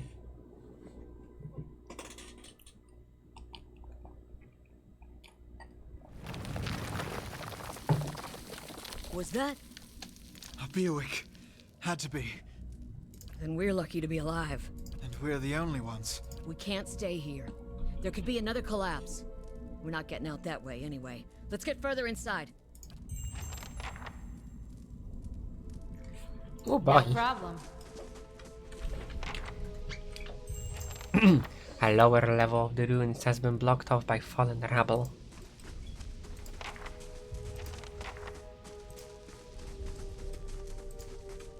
Oh! That should be far enough. But what now? We look for another way out. Storm has to die sometime. What happened out there? Kalisha shakes her head. Windstorm. Of a kind they only get in Air Glanfaf. Not too many people live through them, so it's hard to know what's true. Glanfaden ward Biawak to Biawak. To them, it's the gods' way of reaping the souls of the land that couldn't find their own way out. They'll take a living soul as soon as a dead one. Still got yours? Who attacked us? Glanfafens. Those be the hut dwellers, or them I warned you about. Looked to be fangs of Galloway, who were the twitchiest of the lot. They go ruin to ruin, looking for fights with colonists. Poor Odema, I think he half expected this once we lost the main road. The Glanfatans said we trespassed in the ruins. I don't believe that. Odema would never allow it. But as much as the fangs are hotheads, Glanfatans don't attack without being provoked. Either they saw something and got the wrong idea, or... She lands down the passage beyond. But there's looters in here with us. That's not something we need right now. What about everyone else in our caravan? Kalisha's lips press together, and her chin rumples. Her voice is faint. The wheels got hold of them now. She looks up. Gods grant them better luck in their next lives. You don't seem too upset about all this. Kalisha looks you in the eye, a volatile current running beneath her voice. Maybe you just don't know me enough to know what upset looks like. And maybe I've seen worse too.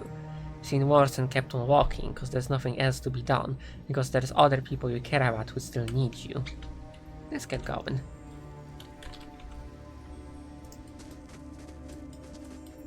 Let's go left, I suppose.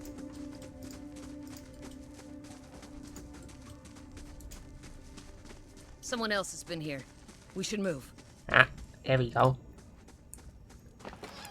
What do we have here? We've discovered some camping supplies. You can use these to rest in the wilderness or dungeons, fully restoring all of your character's abilities and health. Easy difficulty allows you carry more camping supplies, but hard restricts them severely. If you fully run out of camping supplies, try to find an inn. Most have cheap rooms available. Okay, we got a torch. And a small shield. Speaking of which, I don't have a weapon anymore.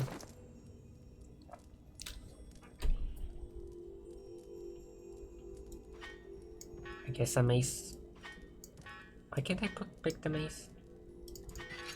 There we go. A mace is better than nothing. Also have leather armor. Crafting.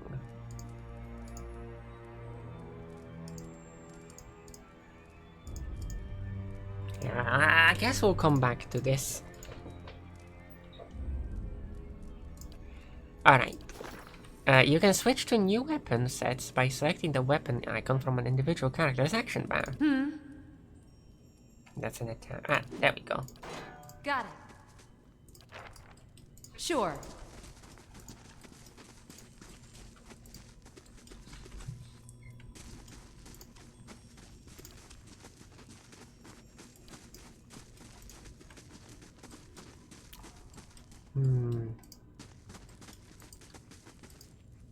Oh! A traveling sickly creature emerges from the dark, clutching a spear. Knobby elbows and thin ribs show through its scaly flesh. You recognize it as a Xaurip. Watches you cautiously, breathing its ragged sigh. It's okay, I won't hurt you. Xaurip recoils, fingers still wrapped tightly around its spear. The creature cocks its head and approaches you, a soft clicking sound emanating from the back of its throat. The creature sniffs around you and finds nothing of interest. It steps back and resumes its defensive posture. Raise your arms and stand still. The creature cocks its head and approaches you, a soft clicking sound emanating from yeah. Resumes its defensive posture. Okay, well I guess we'll go back. So watch us warily as you go. Yes, we can go the other way around. Those tiles look suspicious. Let's be careful. Okay, the Eastern Reach is a dangerous place full of lurking enemies and carefully concealed secrets. Enable scouting mode to move stealthily and search for hidden objects like traps and secret doors. But this door isn't very secret.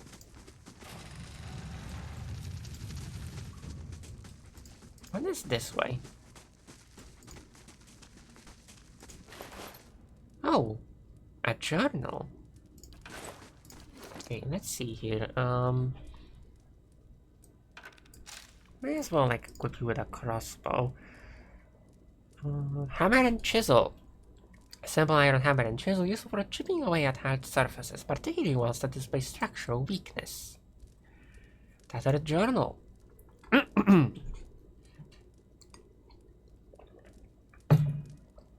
The small folio is torn in several places, and blood has soaked into several of the sheets. One later entry is still legible, however. I can't believe my luck. A few rounds of dice and I've got my hands on a genuine Engwyfin artifact. Well, what it said, it was pretty nothing as far as he's concerned. He's not willing to go digging in some ruins.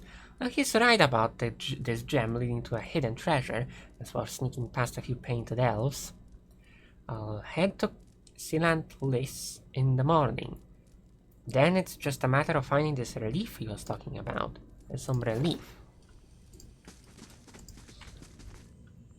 Am I pronouncing that correctly? Relief? Relief? I'm not sure. Ooh, there's stuff. Just like the tiles.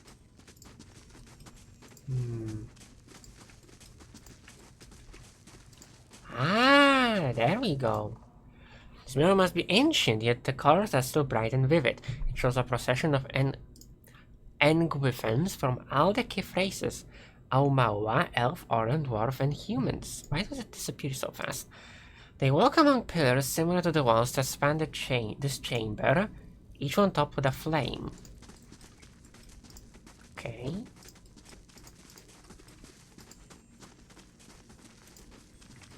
Probably go scouting mode. Corpses. Never a good sign. Ah! I was too slow. The black ooze. Okay, you go. How can I help? You may as well attack. You can just sneak around. What's that mark on the wall? That wasn't too hard.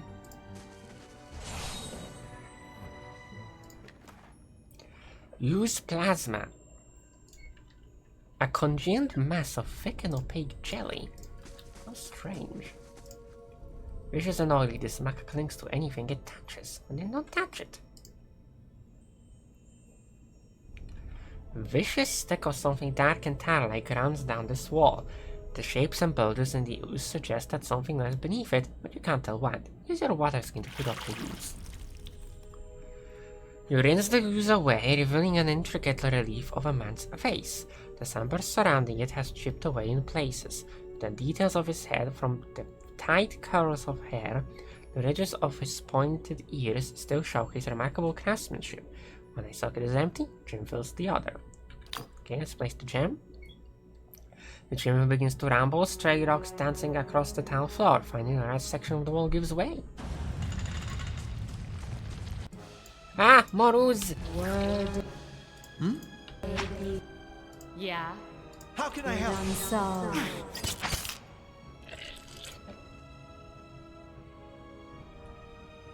No problem. Is that it? Oh, there is something here. We have minor cloak of protection. Caves and clothes can be worn for protection from the elements and from prying eyes alike. They are woven with spells to provide additional defense or abilities. So get some amethyst. Amethyst can be found in a variety of shades, but those of darkest purple are considered to be the most valuable. Discovery of new sources has become commonplace in the past few hundred years, and amethyst no longer fetches the same value it once did. Adra.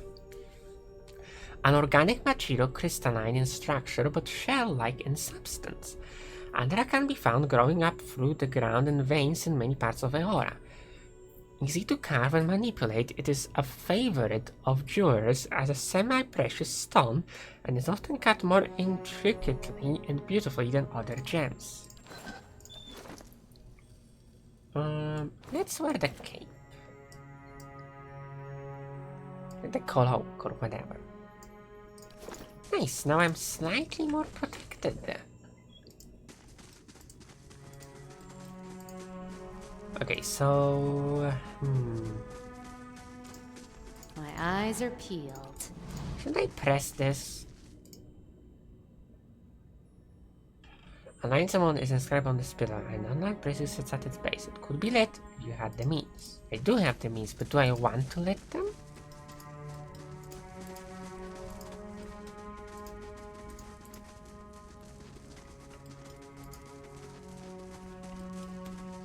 It goes on this way.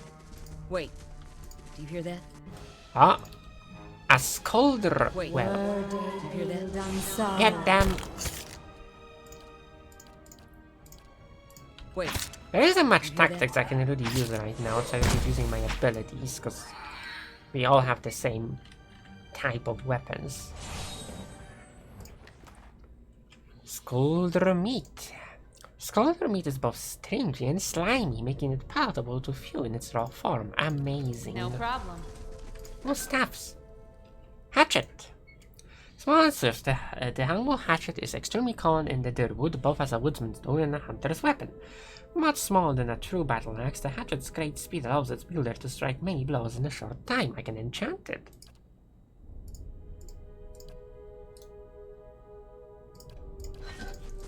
That looks weak. Could be a shortcut.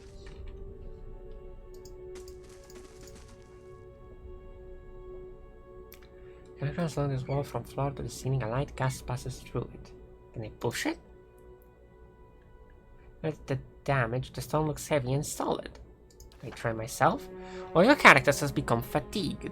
Fatigue represents the physical and psychological wear and tear of demanding activity on a character. It is most commonly received as an injury when a character is knocked out, but some scripted interactions will also result in fatigue. They are especially grueling. Fatigue goes through multiple stages, initially inflicting minor penalties but growing in severity over time. Resting is the easiest way to remove the effects of fatigue, though some consumables can also remove fatigue. You push the wall with all your might, but it does not give.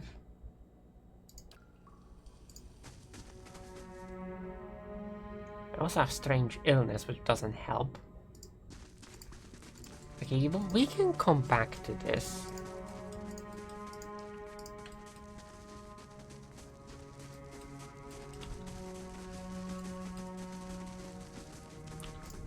Okay,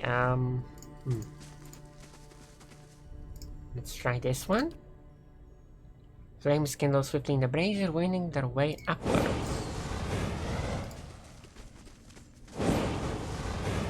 Alright, I guess I need to light all of them up.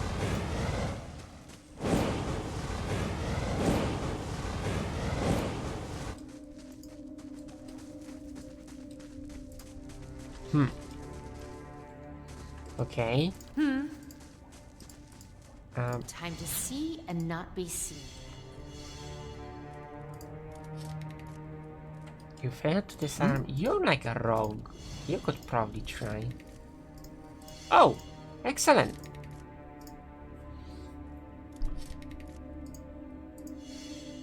And that makes it a lot easier, doesn't it?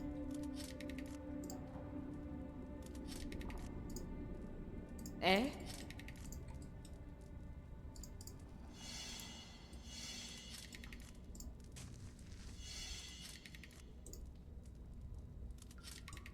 Neat.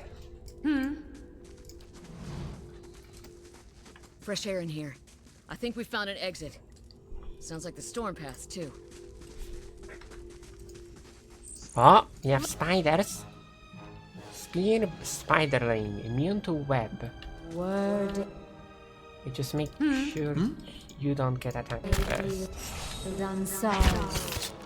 And I got attacked first. Yeah. I need to like figure out something better to do. Like with tactics and stuff, because this feels very dangerous. I could scout ahead, see what's around the corner. Okay. Oh, this is the wall.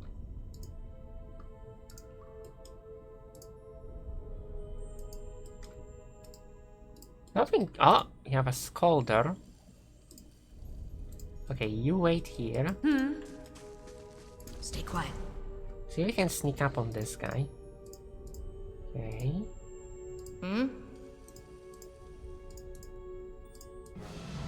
Right. Go. Yeah. Word deal done. Got it. Nice.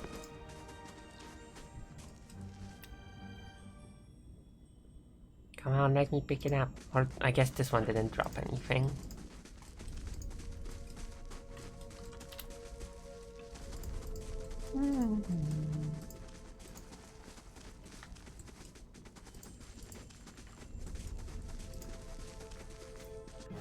Okay, we have a spear spiderling again. Seems pretty weak, so no need for any tactics here. Okay, what is this? Bats as large as chickens are strung in this web.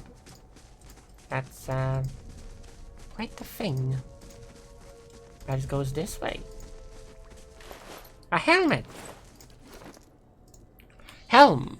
Helmets come in many forms, from the humble pilot's cap to fully enclosed steel-grade helms. Different cultures tend toward different styles of helmets. But outside of regiment and armies, the type of helmet that an individual wears often comes down to personal preference. I guess this is more of a like just cosmetic item. But I may as well.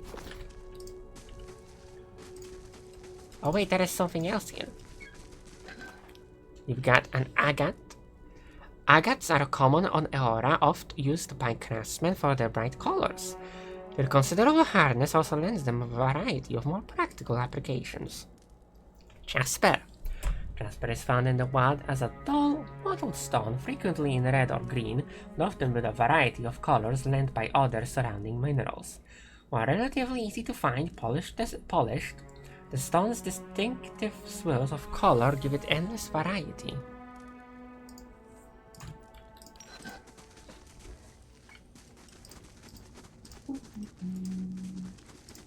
Let's go off the cave.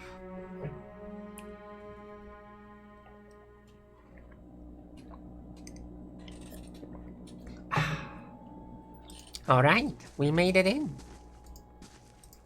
Oh! The evil older robed man. Four figures stand before an otherworldly apparatus, an ancient structure of chiseled adra and metallic veins, ominous and looming like a silent observer. Standing motionless in their midst is what appears to be a human body, colorless as stone or ash. The other figures gaze upon it with what might be contemplation. From your vantage point, you are well obscured from their view. The figure closest to the machine stands out among them. A thick grey beard frames a face otherwise hidden beneath a metallic mask. His faded robes are embroidered with a runic language unlike anything you have ever seen, and he wears a strange black headdress with two protrusions that jut out like the wings of some malevolent creature. Oathbinder, bear witness, and see this man has kept his word true to his last breath, full to his blood's last drop. Guide his soul, queen that was, and regard it among your favored.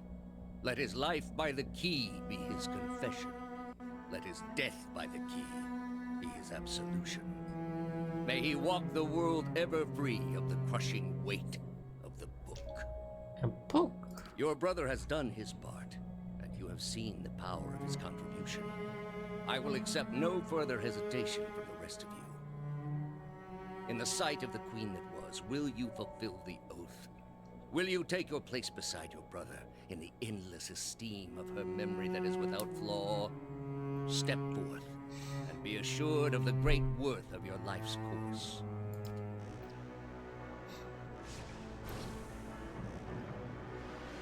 Huh. Fancy.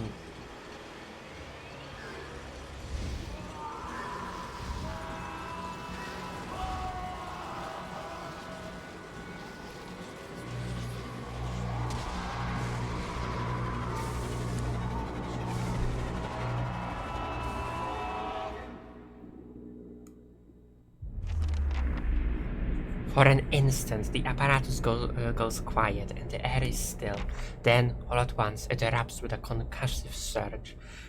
Light floods your vision and you are knocked to the ground. Your head snaps back as you land and pain wells into the back of your skull, washing your last thoughts away into the black, unconscious void. You open your eyes to a different place, another time. You stand in a circular room, grand and domed, its walls lined with adra and trimmed with copper. The style is ancient, but the chamber is unweathered.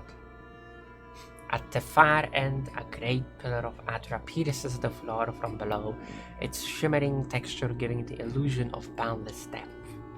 Encircling the pillar is an apparatus much like the one you have just seen, but immense and multifaceted and intertwined. Your thoughts are yours and not yours, and they seem to exist before you think them, and they are all questions. Pressing questions, troubling questions, questions that must be answered, or... At the base of the pillar now, you see a man with a thick grey beard in a ceremonial robe, crowned with a strange ornamental headdress. You know this man. You're walking towards him now at a pace that is hurried while trying not to appear so. You have something you want to ask him, or a question above all, and the question spins madly in your mind. What's the question?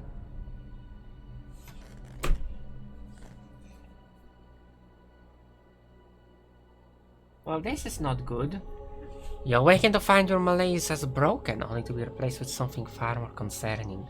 Faint whispers are audible at the edge of your hearing, like a ringing in your ears that does not subside. Movement flits through your periphery, but when you turn to look, you can see no sign of whatever it was. You find your gaze regularly darting this way and that, an involuntary paranoid tic. This is a sickness, it may be dangerous to go without treatment for long. The figures at the machine stand frozen in place, flesh and blood replaced by cinders and ash. The man who led them is nowhere to be seen. Hodan and Kaliska lie bloody on the uneven cobbles, their bodies twisted unnaturally in death. You are alone and far from help. Gilded Veil may be your best hope of receiving treatment before things get worse. Garga has earned enough experience to advance a level. Click the icon on their portrait to level them up. Yay, my friends are dead. Let's level up.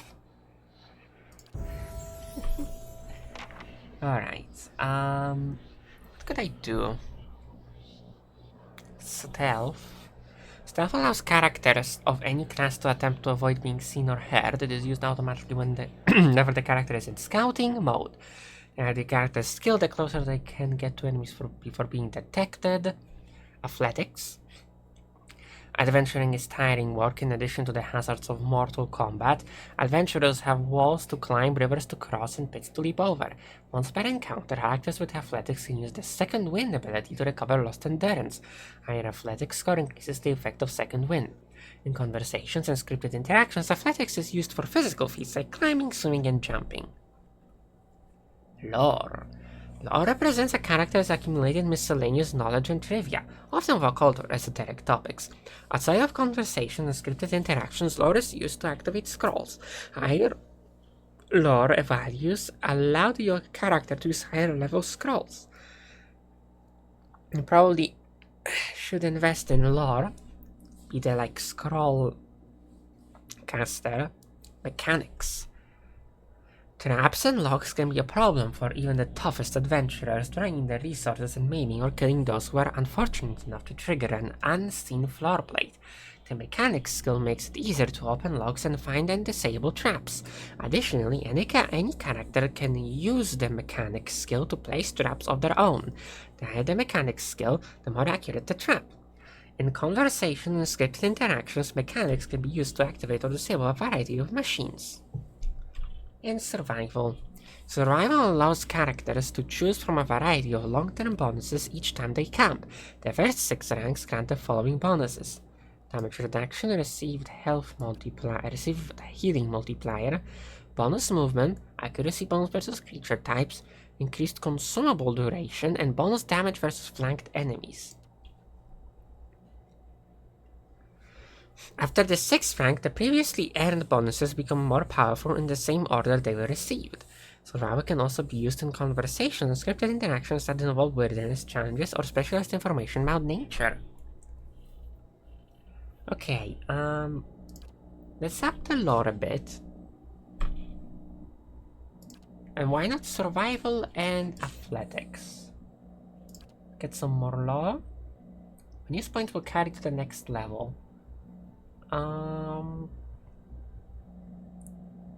Okay, let's just go double survival and we get athletics later. This gives us bonus movement. We don't really need bonus movement though.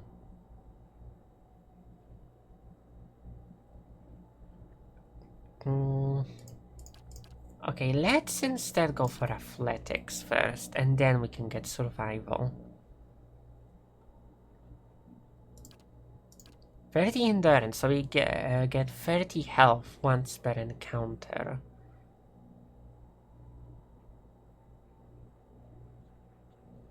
Okay, that could be useful. And we get another invocation. The same ones?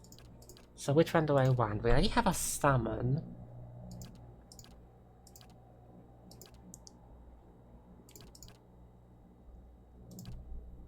Of chanter spells.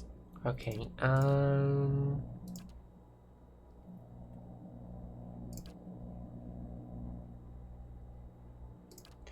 and Hell Hereof crashed upon the shield. Lowers their damage reduction. That sounds decent.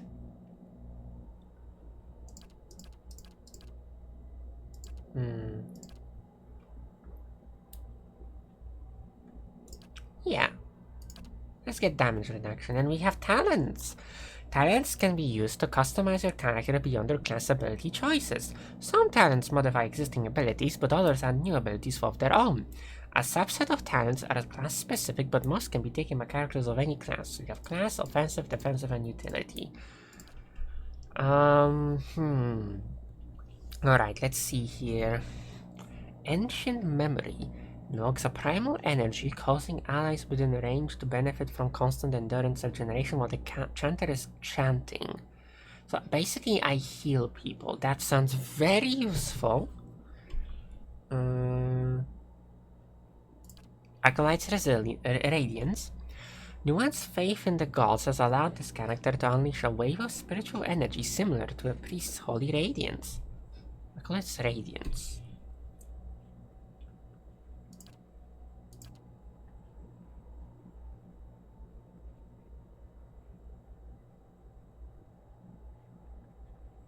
Use it once per encounter. Apprentice's sneak attack allows the character to imitate the brutal, opportunistic strikes of a rogue's sneak attack, taking advantage of opponents when they are at their most vulnerable. So, I guess that just means they deal more melee damage? Aspirant's Mark. The character has attuned themselves to the natural world like a druid and is able to focus its power on an enemy with the effect of the Nature's Mark spell. Once per encounter. Okay. Enigma's Charm. With the power of a fletching cipher, the character is able to temporarily charm an opponent. However, it takes time to contact the victim's psyche, meaning it cannot be used at the start of combat. Once per encounter after 5 seconds.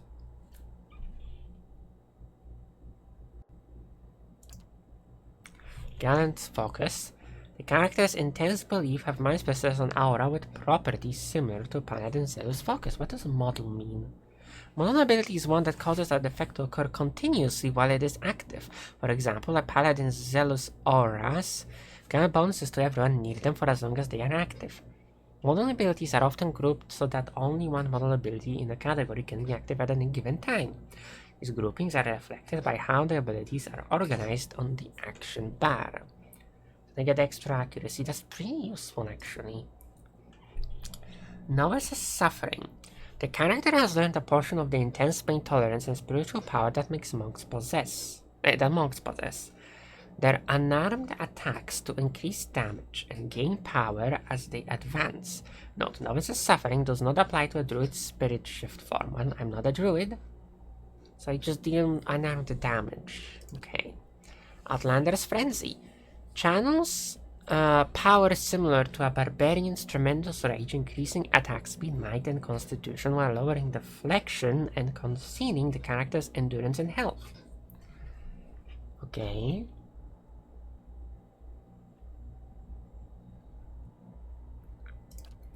Prestidigitator's missiles? As the hedge wizard, the character has learned how to duplicate the effects of one of the most popular spells in the Eastern Reach, Menoletus Minor Missiles. Magic Missile. Because the character does not use a grimoire as wizard does, the effect is not quite as powerful, so we just get a magic missile. I mean, that's not bad. You know. Rander's Wounding Shot. Rangers learn where to strike an enemy to inflict debilitating wounds. This technique can be imitated by other characters as a weaker form of wounding shot. So we can wound people, I assume, if we have ranged. And Veteran's Recovery. By adopting the strict discipline of a fighter, the character is able to pace themselves in combat, steadily regaining endurance over time. Okay, so we can gain endurance over time. That's not bad. Okay, and then we have like other stuff here.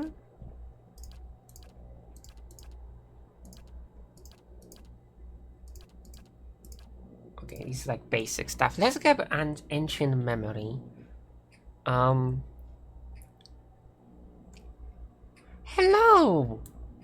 Hi! I am streaming, Pillars of Eternity. Unfortunately, you kind of arrived a bit late. Been streaming for 2 hours, so hopefully you won't be too confused. However, I've just been done with the tutorial. So, yeah.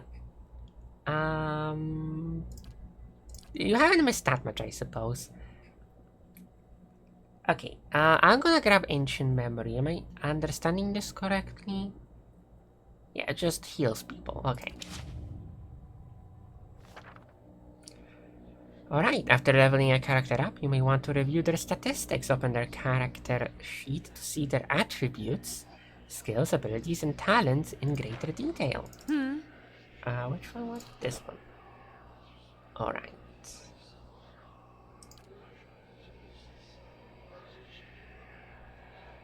Ah, yes, the whispers. There is ancient memory. It's pretty useful.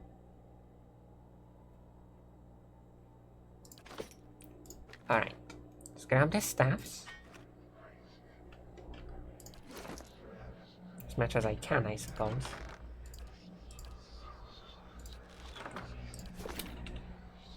Alright, I guess I should find out what just happened. I follow you on Twitter and could you please follow me back? No, sorry. I don't follow people I don't watch. I hope that's okay. Saint Juren's Horn. Saint Juren's Horn.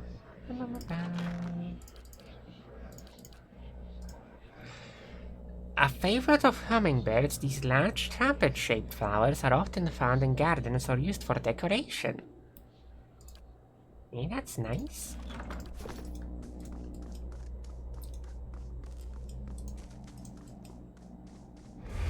Oh!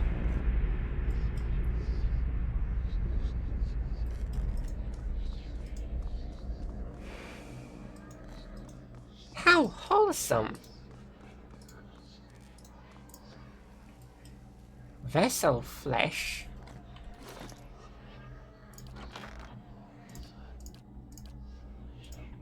Vessel flesh. This eating flesh once held a bound soul. With its energy fading, the flesh is entering a rapid decay. Gee, you don't say.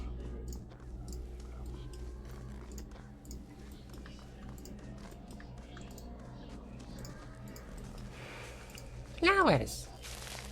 Pilgrim's crown.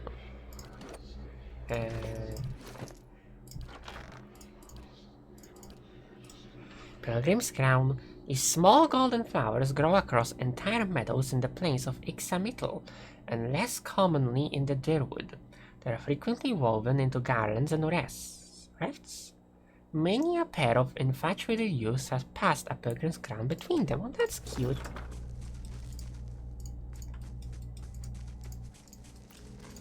I assume this is the exit.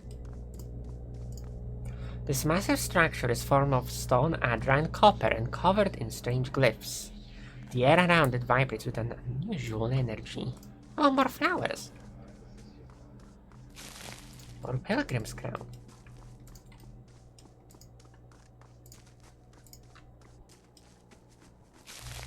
Springberry. Alright, let's get out of here.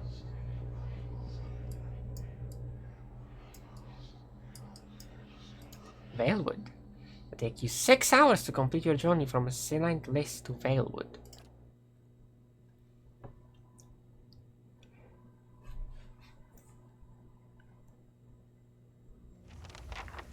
Alright. Have to cross it, I guess. Someone died.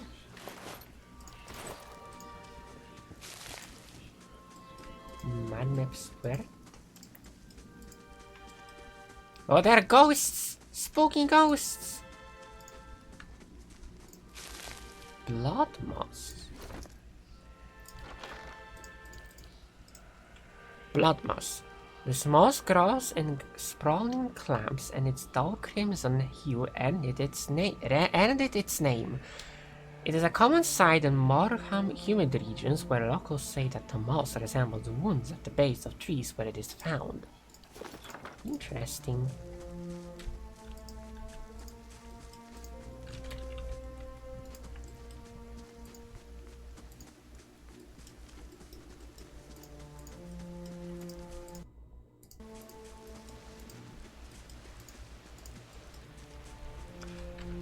I hope my audio is fine. I'm worried that the game is a bit too quiet. Let me just up the volume a little bit.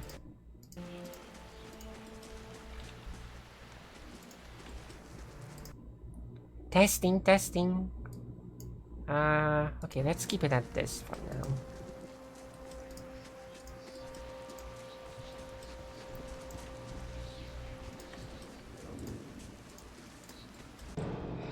Axorip! Were they built on sorrow? Violence!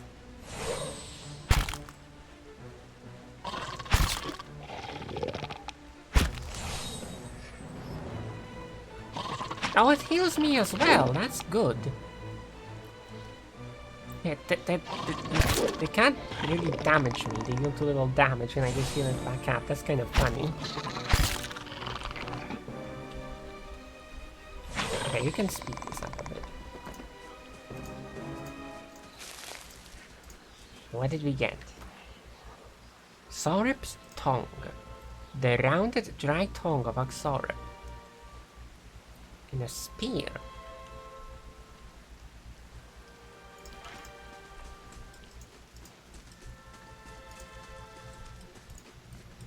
A bear cave. Interesting. There's an exit there. Mushrooms. Settler's arrow. These distinctive mushrooms are shaped like arrowheads, protruding from the side of the tree trunks.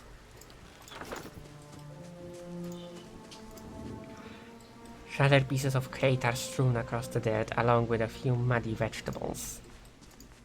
Oh, not vegetables! The grass is still flattened behind the wagon's wheels. Barrels of cabbages, potatoes, and squash have been overturned and abandoned. Oh, a saber. Actually is better than mine. What is silver loose? The most common Valian coin found in the Durwood is the silver loose fish. So a name for it resembles the scales of a fish. Okay, weapons.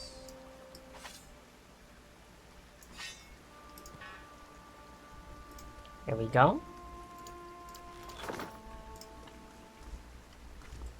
Oh, I'm gathering quite a few viewers all of a sudden. Hello! We've just been done with the tutorial. And, now we're just going to the place. Oh, hello, Nonton. Thing, come on. Hello. This man appears to be hurriedly dismounting his camp in quick, jerky movements. He looks up as you approach his expression tense and drawn. Greetings, he says, a little breathless. On your way south, is it? Pale elf. You look to be a long way from home, meaning no offense. Not sure what brought you down here, but it's no place to go wandering alone. The sooner he wipes his brow, turning to face you. The sooner you're clear of these woods, the better, I think.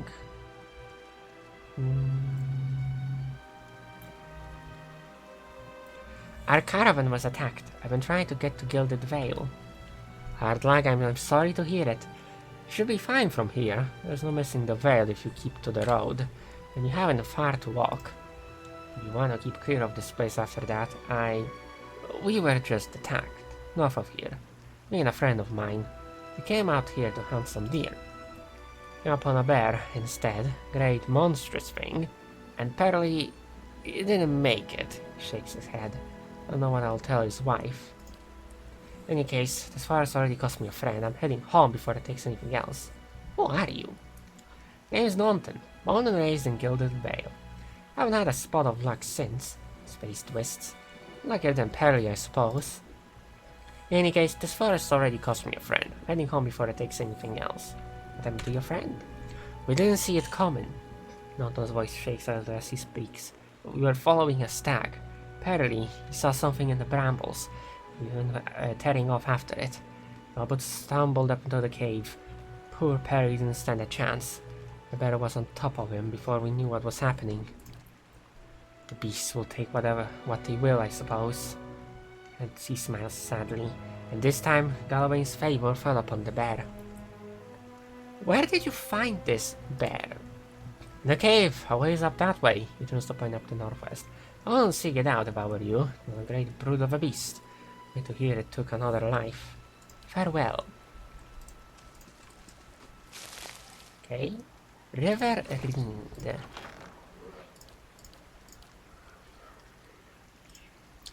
These tall reeds grow along the creeks and rivers of Derwood, where they often spook travelers with their eerie whistle of the wind through their stems.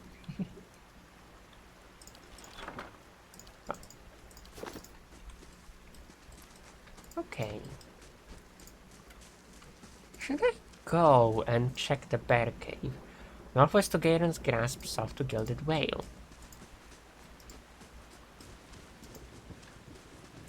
I have a feeling I'm not ready to take down a bear on my own, so I guess I'll just come back to it. Oh, hello! Tenfrith, the young dwarf tending to the stew, looks up, startled as he sees you approach. He drops his ladle, spattering stew across the ground. What? The bandit turns. Gather you dogs and make sure our new cook don't run off. Help, please, help, whap! One of the bandits gives Tenfrith a kick as they pass him, and he huddles. Well, I'll try. Were debuted unsolved. Too bad.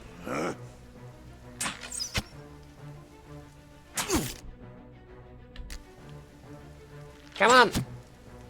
Get him! Get him!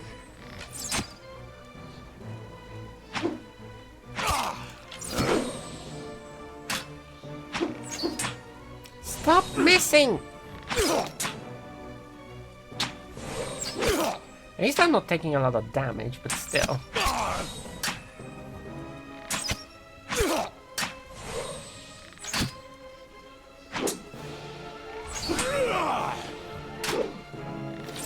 Hit him!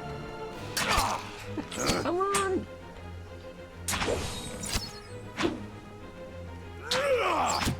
Yeah, that's kind of the downside of taking a class that's mainly support at the beginning. Ow!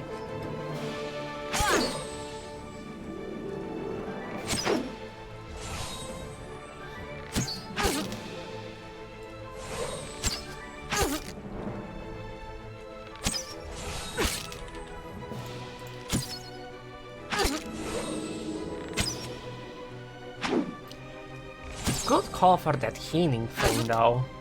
These low-level enemies don't deal enough damage to like break it, so I just heal myself like the same amount that they damage me. Yeah, I'm playing this on easy by the way because I'm bad at video games, especially on like isometric RPGs. It doesn't seem that way now, but eventually when we reach like harder parts of the game, I'm just gonna keep dying. You'll see. Okay, we managed to get him. Rest would be good. The staff? Fruits there.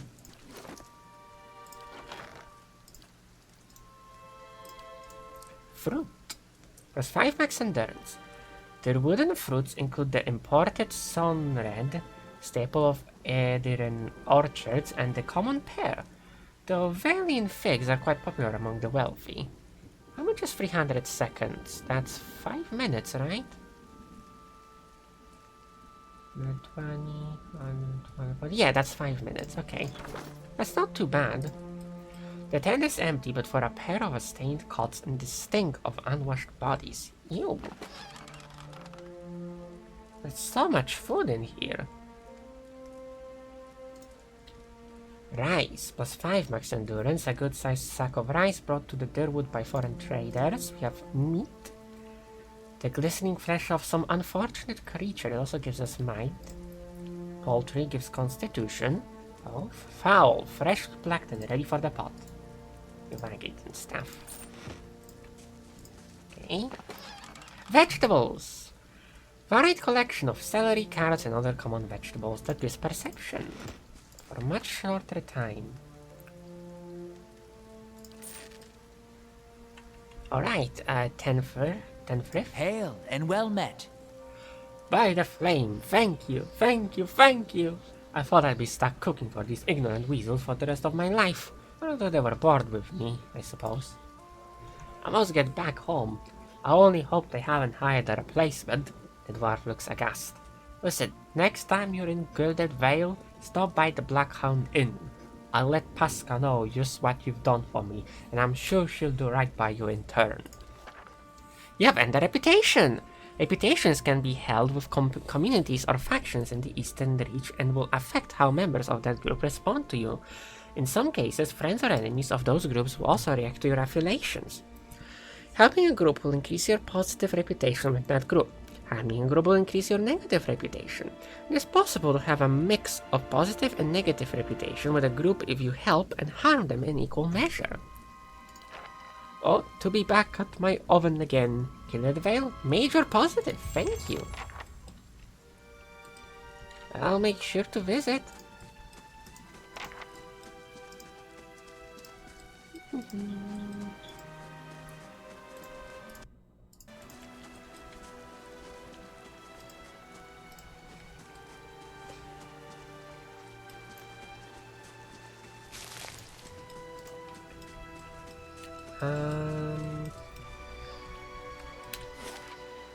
There is this bit which I haven't discovered yet. Can I even get there? Yeah, I think I can, yeah, pass this river.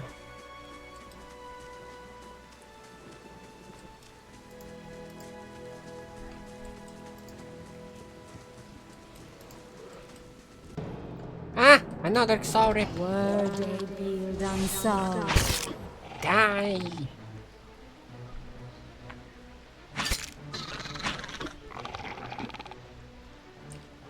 Damn, missed. Gee, you don't stay.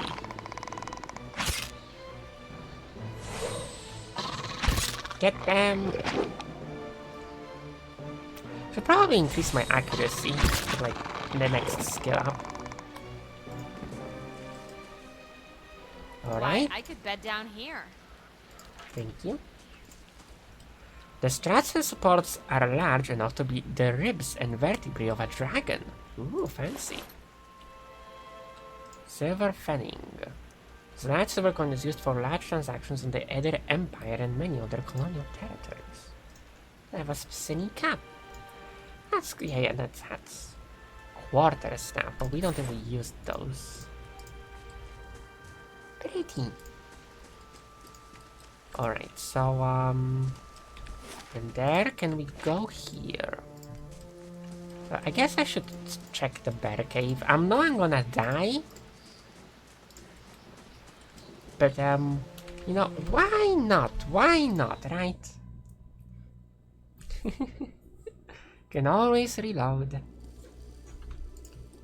Alright. Ooh, stamps. Cave coral.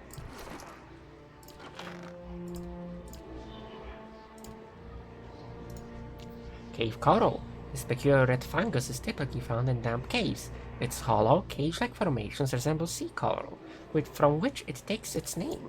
Cool. Okay, oh, it's a young bear. Oh, yeah, we can take a young bear, I think. This is a decent damage, though.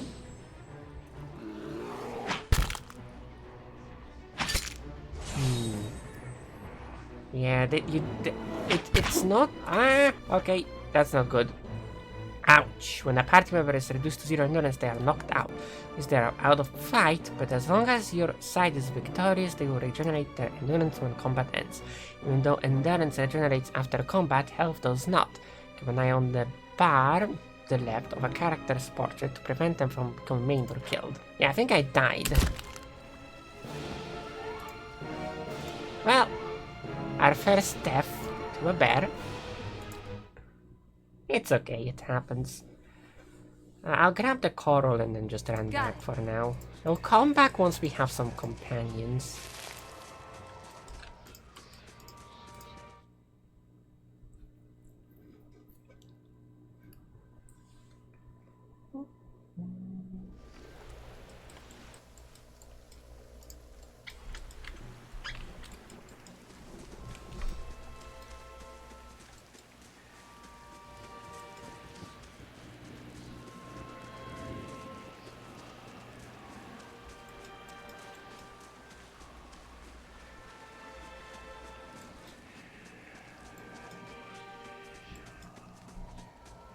The second game has guns. It's kinda cool. Oh, a young wolf? Were they built You should be able to kill a young wolf, right?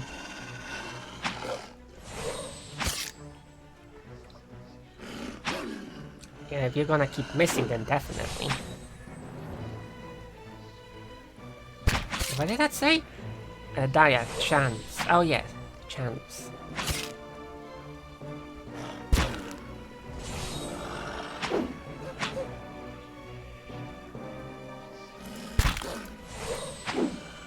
What did that do?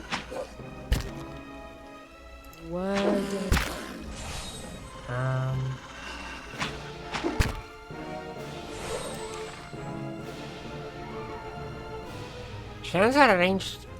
Okay, chanters spend most of their time in combat speaking chants. Chants are arranged strings of magical phrases that produce different effects. As one phrase ends, its effects will linger, overlapping with the effects of the next phrase. When a chant reaches the end of the final phrase, it will loop back to the beginning. Careful arrangement of phrases can produce a powerful sequence of passive effects. You cannot chant to select it. Phrases clicked on the left panel will be added to the selected chant. If you wish to remove the phrase, click on the phrase in the chant. Okay. Well, we only have 2 right now, so it's not like I can do anything. Okay, but how many phrases have I chanted?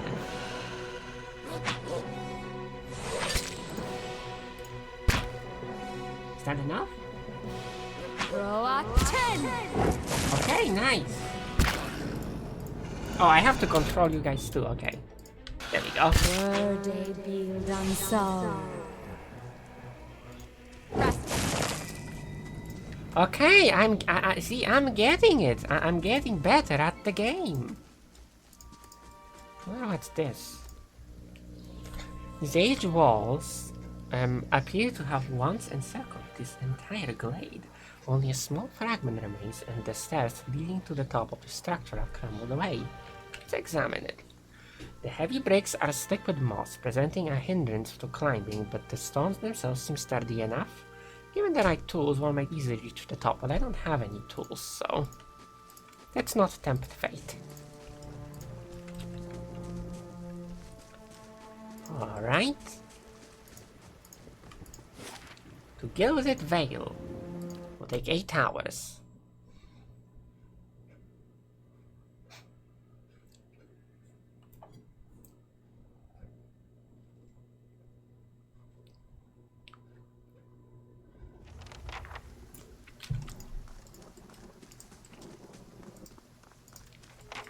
Alright, I guess we're here.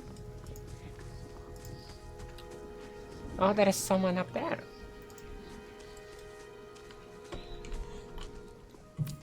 Oh, how wholesome.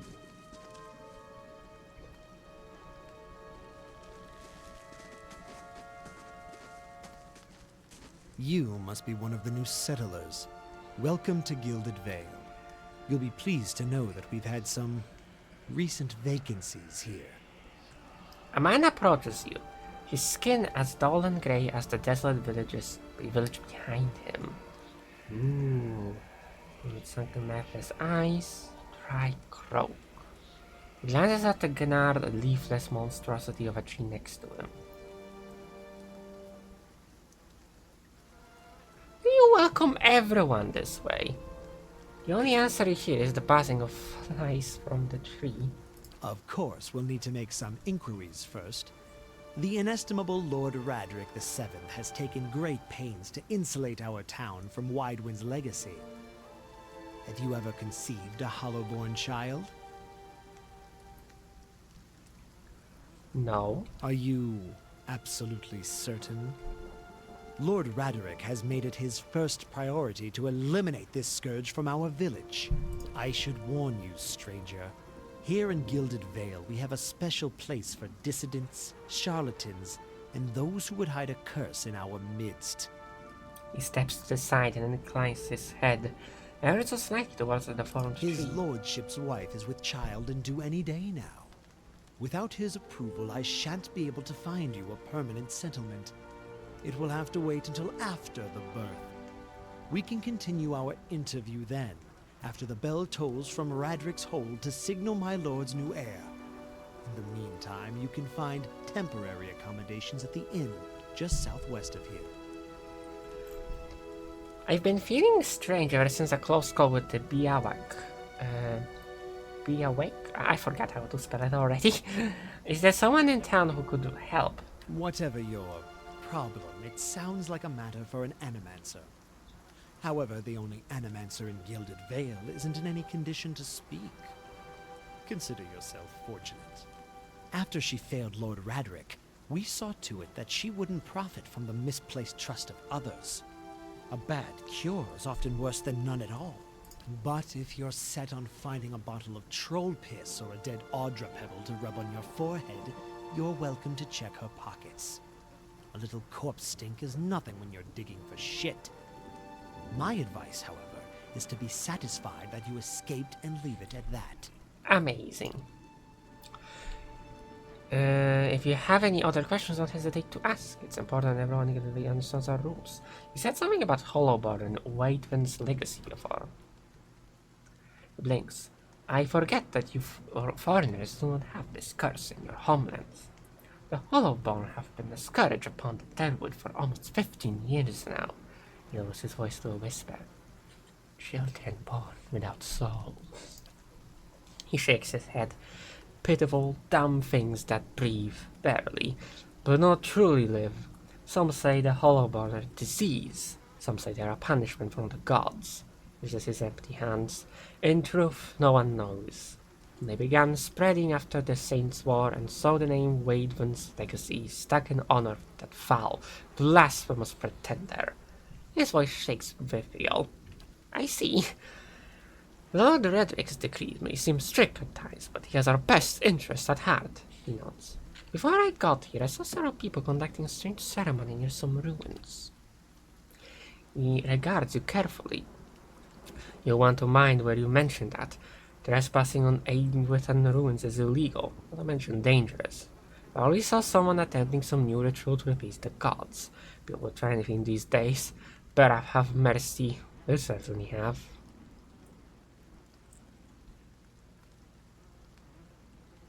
Maybe so. Like I said, it's best to stay away from those sorts of places. Goodbye. Keep out of... Listen! 2 tolls. Let that be the last. 3. Gods have mercy. It seems your arrival is ill-timed. Orget looks out toward the east, his expression unreadable. He blinks slowly and turns his attention back to you. 3 bells toll only for the death of a Radric. I fear Lord Radric's heir is lost, or else Hollowborn, and so lost all the same. You should tread carefully. Circumstances have changed a great deal. What do you mean? Come to us at a time of mourning. The legacy has struck at the heart of Gilded Vale. Our efforts to redeem ourselves in the eyes of Beraf must be redoubled. Sets steady gaze on you. What happened? Shrugs one bony shoulder. I'll know more details when the messengers arrive. The vagaries of childbirth, perhaps. It is not your concern. Does it affect the roads offered to new settlers? You'll be sure of nothing right now. I advise you to get some rest. The inn, or a stable for all I care. Find me afterwards. We'll know more soon enough. Farewell.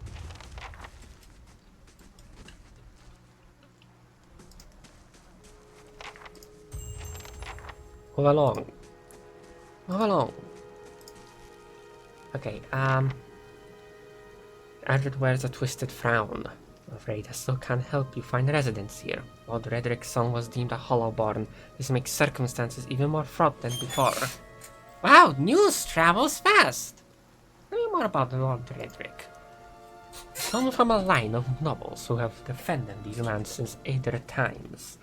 Redric II was an early supporter of Derwoodan independence during the Revolution, and the current Lord's father perished in the Saints' War.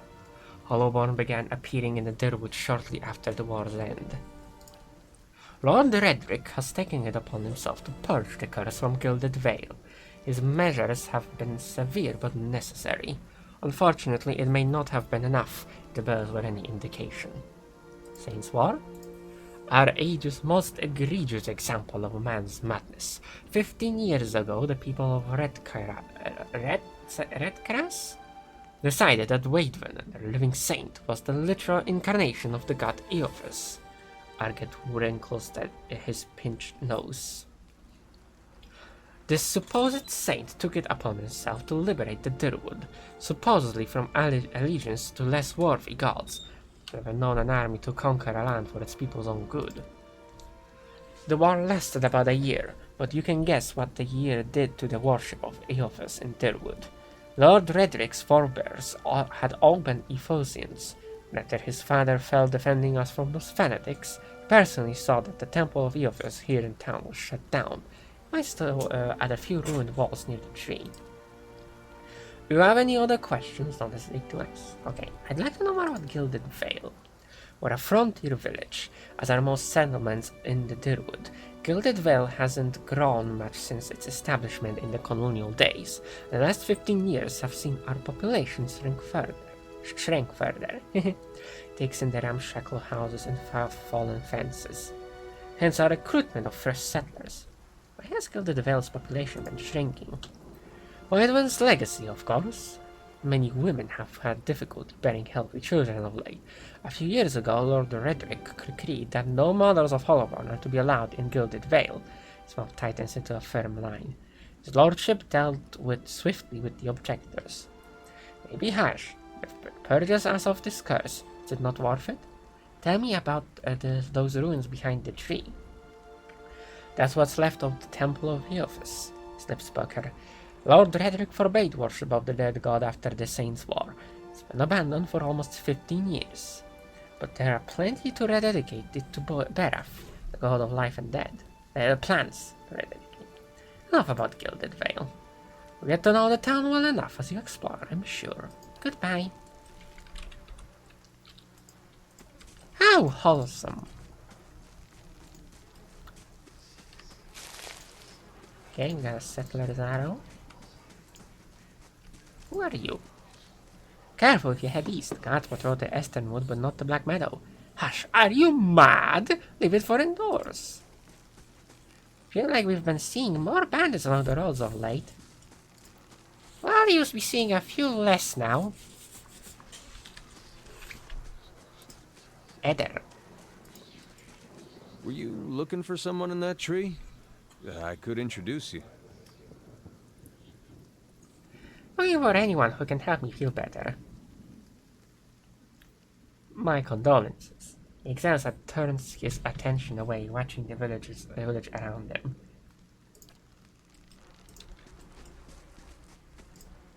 Scattered between the roots are bracelets of twine and bead, holding flowers and notes, half erased by the rains.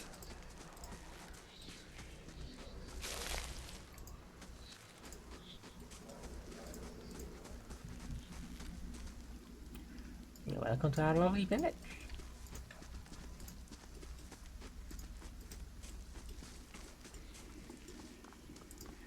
Here is the temple.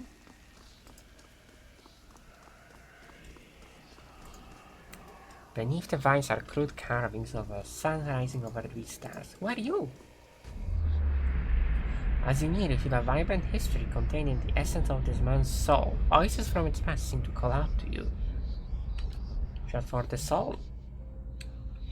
Okay, you see a pennant waving tall and sluggish in the wind, a rising sun embroidered on the banner, the vanguard of a small troop of paladins. The atmosphere is buoyant, if restrained, and their armor has not yet been tarnished by the elements. This expedition is fresh, young, filled with zest and zeal. At their head stands a commander, awkward in full armor but determined in step. Despite the excitement of his fellows, he does not smile. There's a twist to his mouth, his countenance grim. He holds up a hand, halting his troops. Silence falls among them, revealing a dark thunder deep and low. He orders them to ready their weapons and spread out. Eyes dart from horizon to horizon, and necks twisting to see the source of the sound. In the distance, dust and lightning rise from the ground as Stygian clouds race towards them overhead. The soldiers stand, only the staccato movement of their breath betraying their nerves. The commander closes his eyes, calling a blessing down on his troops. Invigorated, invincible, wait as the enemy draws closer, poised to attack. Okay. That was a bit random, but sure.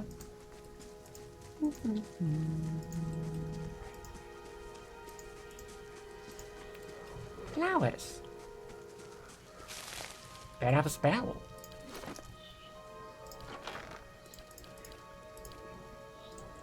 Pair of spell.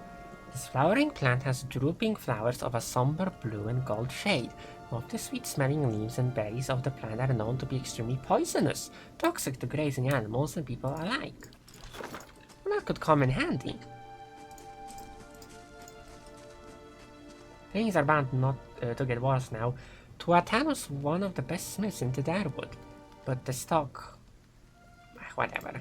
Don't be stupid, they can't possibly get any worse. Let's go down!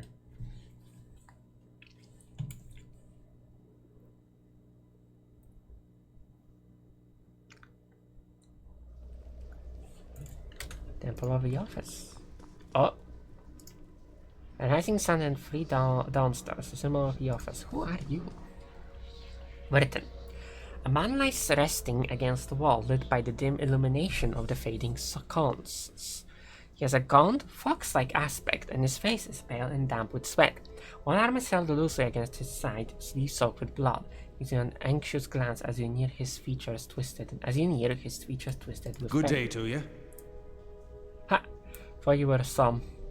Never mind. Where you are, you've traveled a long way to reach a dark place. The temple isn't what it used to be. Probably for the best. Times being as they are. Johnson's position wincing. I'm no looter, if that's what you're thinking. Not one of the faithful either. Just wanted to do some good, I suppose. Got my arm claved up for it. That's you wearily. You'd have better luck. What happened to you? I was trying to avoid the spiders. Brief's quiet laugh. Ran to a scolder. Now gone a little better for me if the beast hadn't knocked the sword right out of my hand. Sorry. Good blade, too. Probably still lying there in the dust. Responds wearily. Well, I'm not, so that's alright. It's not a bad wound. I think it just hurts. I could go get your sword for you. That's kind of you. There's no need. Wasn't doing me any good. But welcome to it, though, if you find it. And more, if you help me get something more important. When I'm like this, I could use your help. The man points a finger upwards. These ruins around us used to be a temple of Eophis, the scattered god. A grand temple at that. His worshippers would come from all over the Durwood. Red Seras, even. Until the war, of course. Even then you'll get some of the stubborn ones. The ones that couldn't get it through their heads had that their god was dead and gone. Gone? Once the legacy started, Lord Redrick decided he'd been too lenient on the Phasians. Sorry. He had his people go in and put them to the sword. Left them down there, buried under a heap of rock. After that, Redrick ordered the temple sealed. It's been years like that, happened to recently. Lord Redrick hopes that if we rededicate the temple to a living god, then we'll be forgiven. The legacy will end. See? He smiles wryly. Well, until then, the temple is, as you see it, unguarded. That's where you come in. Verdun licks his lips. Those priests, maybe they didn't have a lick of sense between them, but they still didn't deserve to go like that. Drop down in their god's house. Doesn't sit right with me. If we can get down there, find their remains, maybe we can finally give them a proper burial. Vertan breathes out. No small task. It's convenient for you if you need motivating. I have some questions first. Yes? Who are you anyway? Vertan oversees your weak grin.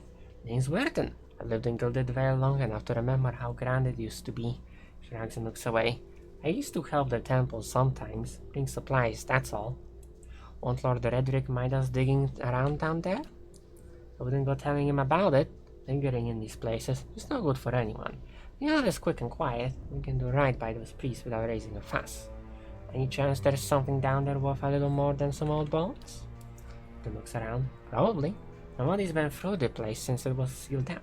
Well, apart from me. I didn't touch anything. Any valuables in there, you get first crack at them. I only ask that you do this favor for me while you're at it. I have no more questions. And what do you say? I'll find them. Then by the flame I owe you a good turn. But listen, the tunnel's been sealed off for so long it's crowding with creatures. If you get past them, priests would have been down on the lower floor. They'll be there still, if they're anywhere. Those priests had all kinds of secret chambers, switches in the walls, tricks, sconces, that kind of thing. Keep an eye out. And take care down there. Wouldn't want to have to send someone else after your remains. I'll wait here by the stairs and keep a lookout. I'll try to patch myself up soon. Okay. Good day, stranger. The notes that you finding is injured down. You've returned. Find anything? I'm still exploring the upper level. No sign of anything yet. Oh, keep at it. Because they're down on the lower reaches for certain. I'll be here. Should probably go and rest before I go anywhere. You must gather your party before venturing forth.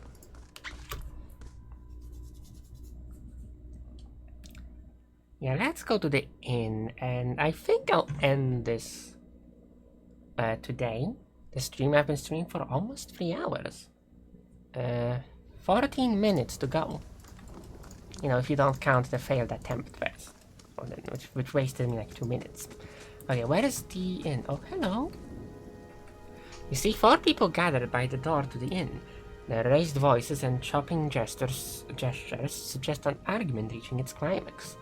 The first figure raises his hands for calm. His face is partially obscured by a hood, but his height and stature suggest an elf. I meant no offense. Let's put this matter to rest over a round, shall we? My treat. Hoping to soothe our pride with a few Adira coppers, eh? We don't need your coin. There's 2 folkmen and an elven woman. I'm not convinced. Okay. Everyone calm down. Whatever this is about, I'm sure it's an overreaction. Angry townsman. One of the other men glares at the hooded elf. His eyes are red from drink, but his gaze is focused.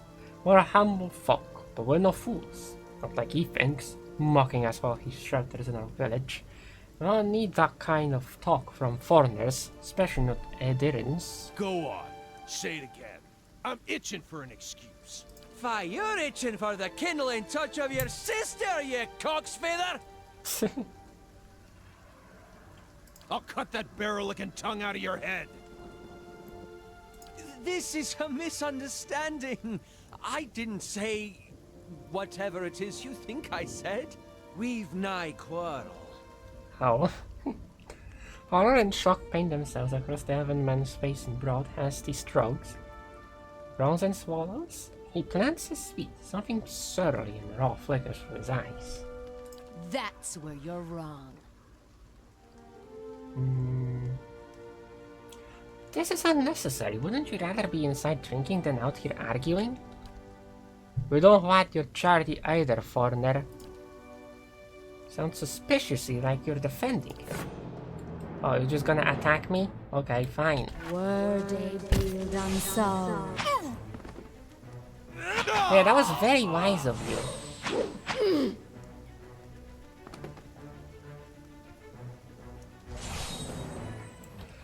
As the last of the attackers falls, the elf turns to you, the tension almost gone from his smooth face. Not quite how I hoped to get to know the neighbors. Thank you for your timely assistance with that awkward situation. I'm glad I could help. Courtesy is a rare pleasure in these parts. Though your accent suggests that you are no more local than I. He straightens his hood, and you note the remains of fraying embroidery on his gloves. His boots are caked with the dirt of many months' travel, but the leatherwork beneath it is sturdy and fine. Well, I suppose introductions are in order after that little fiasco. Aloth Corvusser, at your service. Tell me more about yourself. Well, I'm a wizard by training, and an adventurer by necessity. I was born in the Seathwood, part of the mainland of the Adir Empire, and both of my parents served the nobility, which afforded me an education for which I'm grateful.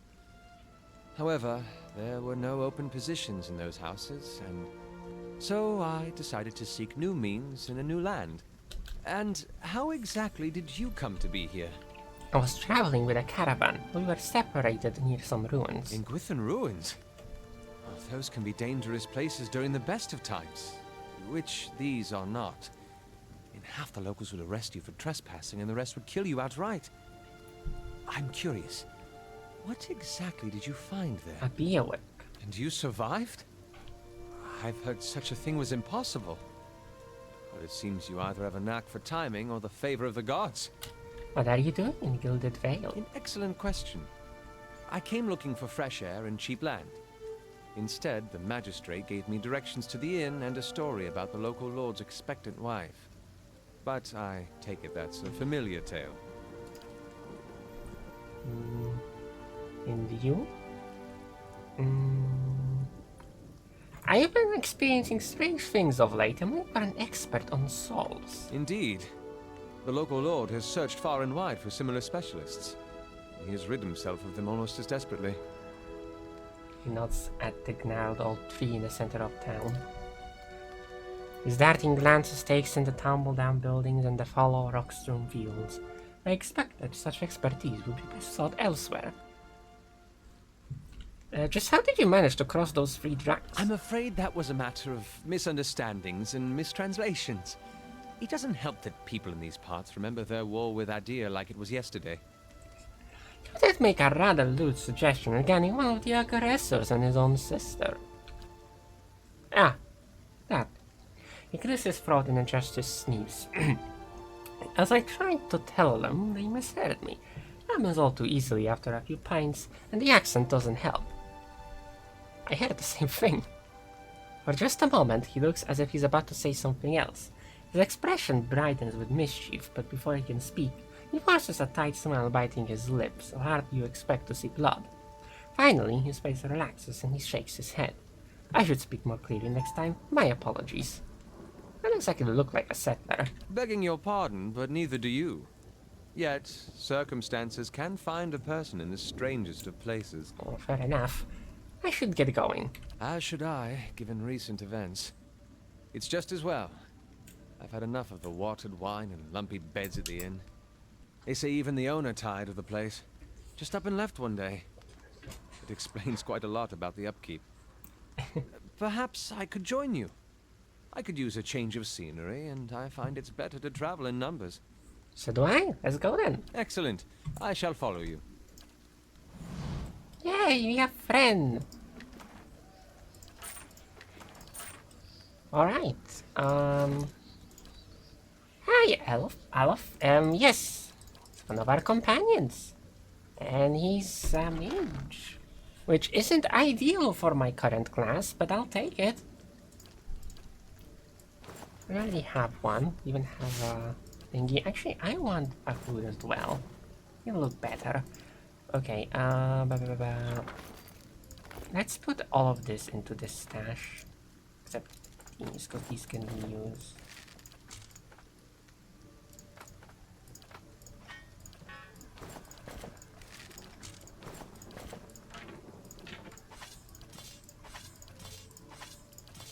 Alright, what do we have here? Oh,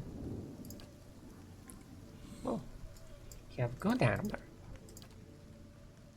Okay, I guess I don't really have anything to use right now.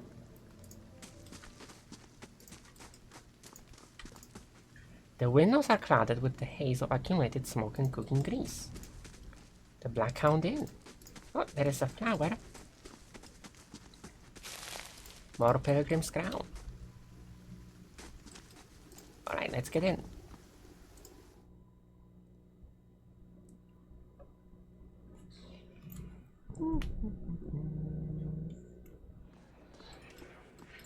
Okay.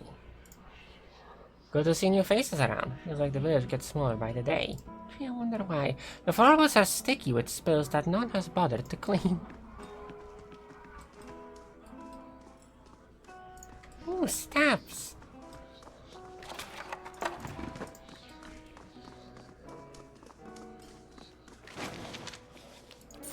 Okay. Oh hey, it's Tenfer. Gods keep you. Hello and welcome to the... The innkeeper looks up. Oh, it's you! Tefrith told us what you did for him. Such a relief to have him come back. I can't thank you enough. Give it a well moderate positive.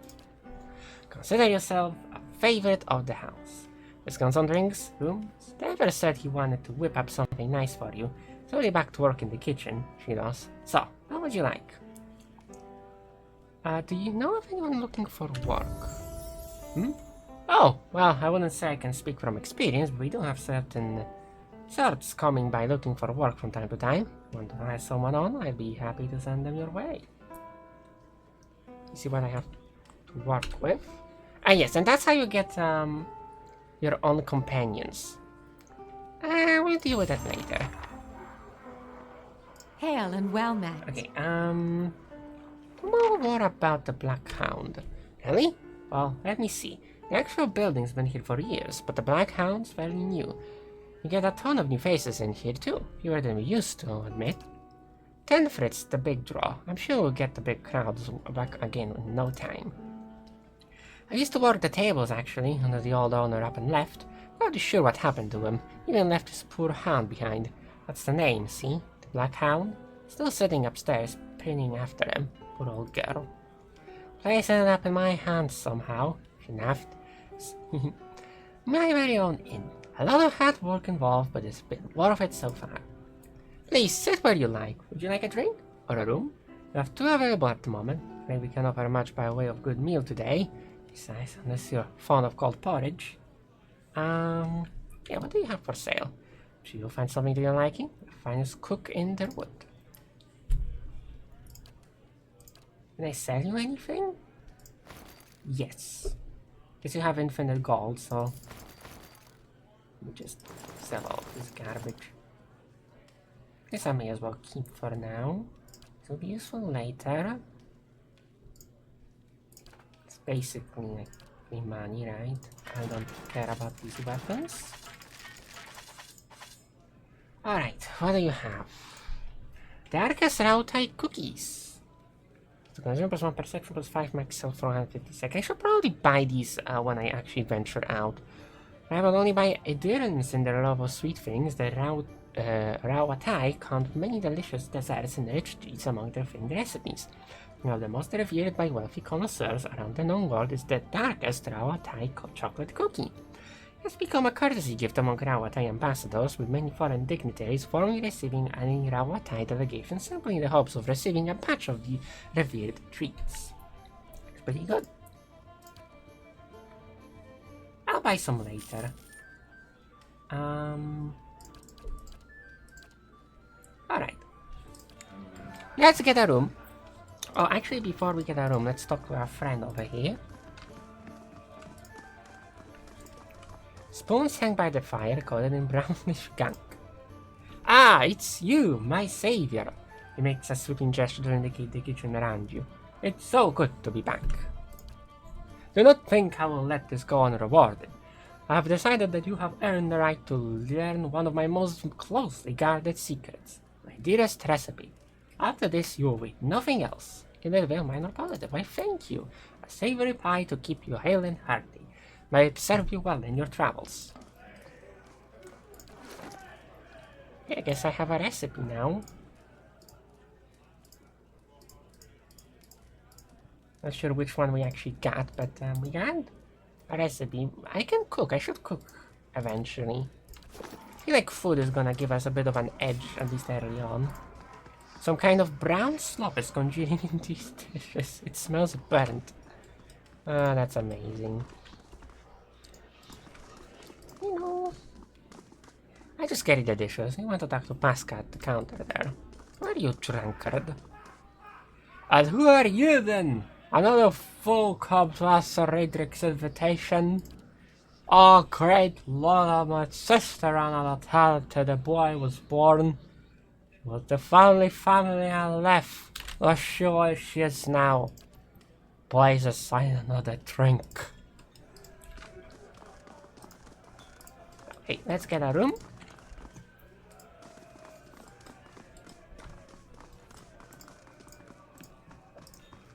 Good day to you. I'd like a room, please. Certainly, you're always welcome. Alright, inns allow characters to rest without using camping supplies. Cheap rooms are usually available, but if you have copper to spend, you may consider the more expensive options. The bonuses they provide last for a long time and affect the entire party. Alright. We can have a common room for nothing. Laborer's Rest for 1 perception and 1 mechanics. That's for 2 rests. Or Dirwood's Pride for 2 resolve. Let's do Laborer's Rest. Perception sounds good. Oh boy.